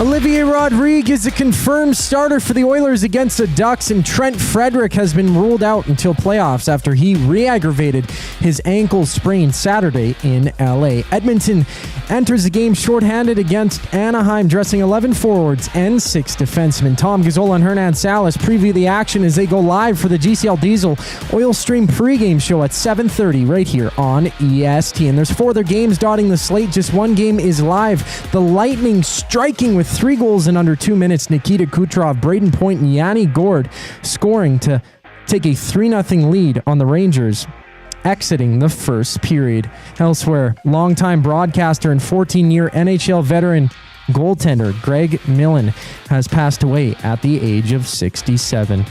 In baseball, Toronto and Boston are at the bottom of the third. Jays leading 2-1. With 3 other games live, including the Dodgers trailing the Nationals 3-2 at the top of the 4th. And just 2 NBA games right now, it's the Pistons leading the Kings 40-38 early in the second quarter. And the NCAA championship game closes out March Madness. 2 top seeds go toe-to-toe, the Gators and Cougars butting heads. The final segment of the Reid Wilkins Show brings us back after a brief intermission. I'm Zachary Kubish, and that was your sports update. Get your fix every single game with the GCL Diesel Oil Stream pregame and postgame shows with Tom Gazzola and Hernan Salas. Whether it's breaking down the starting lineup, predicting key matchups, or diving deep into the game's biggest moments, Tom and Hernan are here to give you the best insight and analysis in the city. After the final horn, get the breakdown of every key moment, performance, and player reactions. It's your one-stop shop for all things game day. Catch the GCL Diesel Oil Stream pregame and postgame shows with Tom Gazzola and Hernan Salas. Only on Edmonton Sports Talk, your clear choice for Edmonton sports. Looking for a winning strategy for your retirement? Contact me, Joaquin Gage at K4 Financial, where expertise meets dedication. I will always look for a careful approach to your retirement, ensuring your financial future is secure. From tailored strategies to clear, actionable advice, I'm here to guide you every step of the way. Don't leave your future to chance. Get in touch with me, Joaquin Gage, today at k4financial.ca or email joaquin.gage@k4financial.ca to start planning for a brighter future and a more secure retirement. Hi there. If you're like me, you like to picture yourself in luxury, even though there's absolutely no way you could afford it. And if you can, well, even better. Thankfully, I picture myself in something that is luxury, but still absolutely affordable, like the all-new Mazda CX-90 from Park Mazda. With the new luxury features like facial recognition settings and quilted detail Napa leather seating, I can pretend to be comfortable with all of my proper settings activated without even touching a button, thanks to Mitch Lewicki and the great staff at Park Mazda. I like to picture Mitch Lewicki as a ninja fighting off evil samurai. Park Mazda, your dealer for life in Sherwood Park off Y Road, parkmazda.ca. Your brand deserves more than just a whisper, it deserves a buzz. At the Hive Product Marketing, they specialize in promotional products that bring the buzz. From eye-catching giveaways to unforgettable keepsakes, they got the perfect products to make your brand stand out and get noticed. Visit the Hive Product Marketing and let them create the buzz your business deserves. The Hive Product Marketing, the official merch partner of Edmonton Sports Talk. Visit them online at thehiveproductmarketing.com.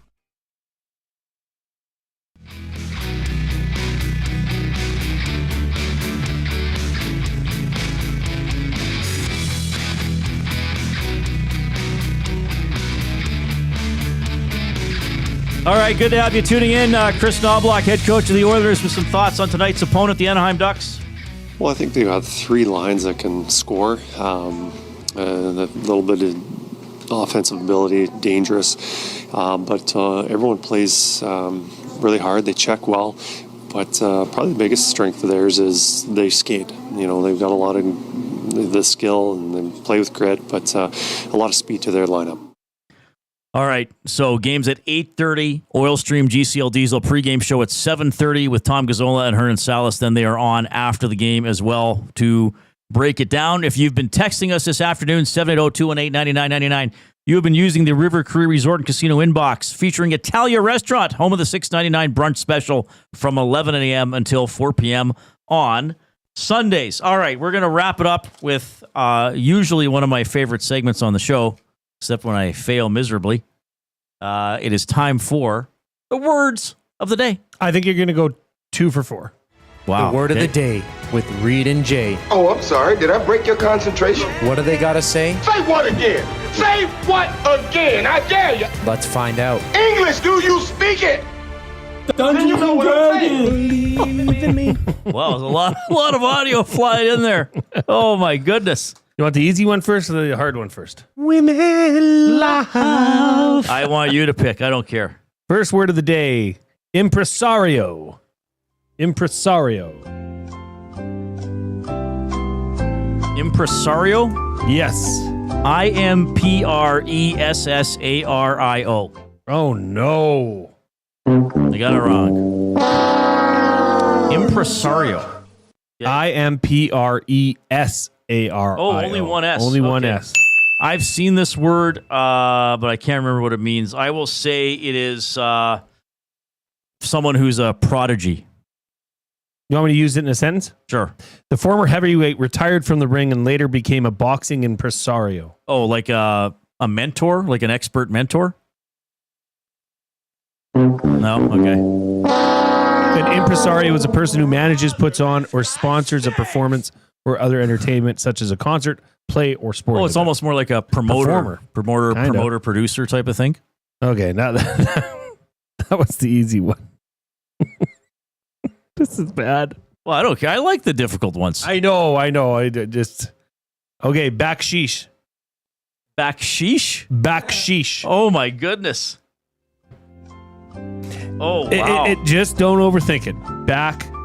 Well, maybe overthink the first part, but not the last part. Okay, so sheesh, I know how to spell if that's what it is.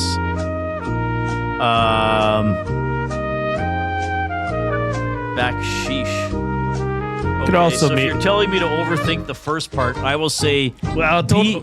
I will say BAQSHEESH. That was fun to try that one. What were you gonna do if you didn't overthink it?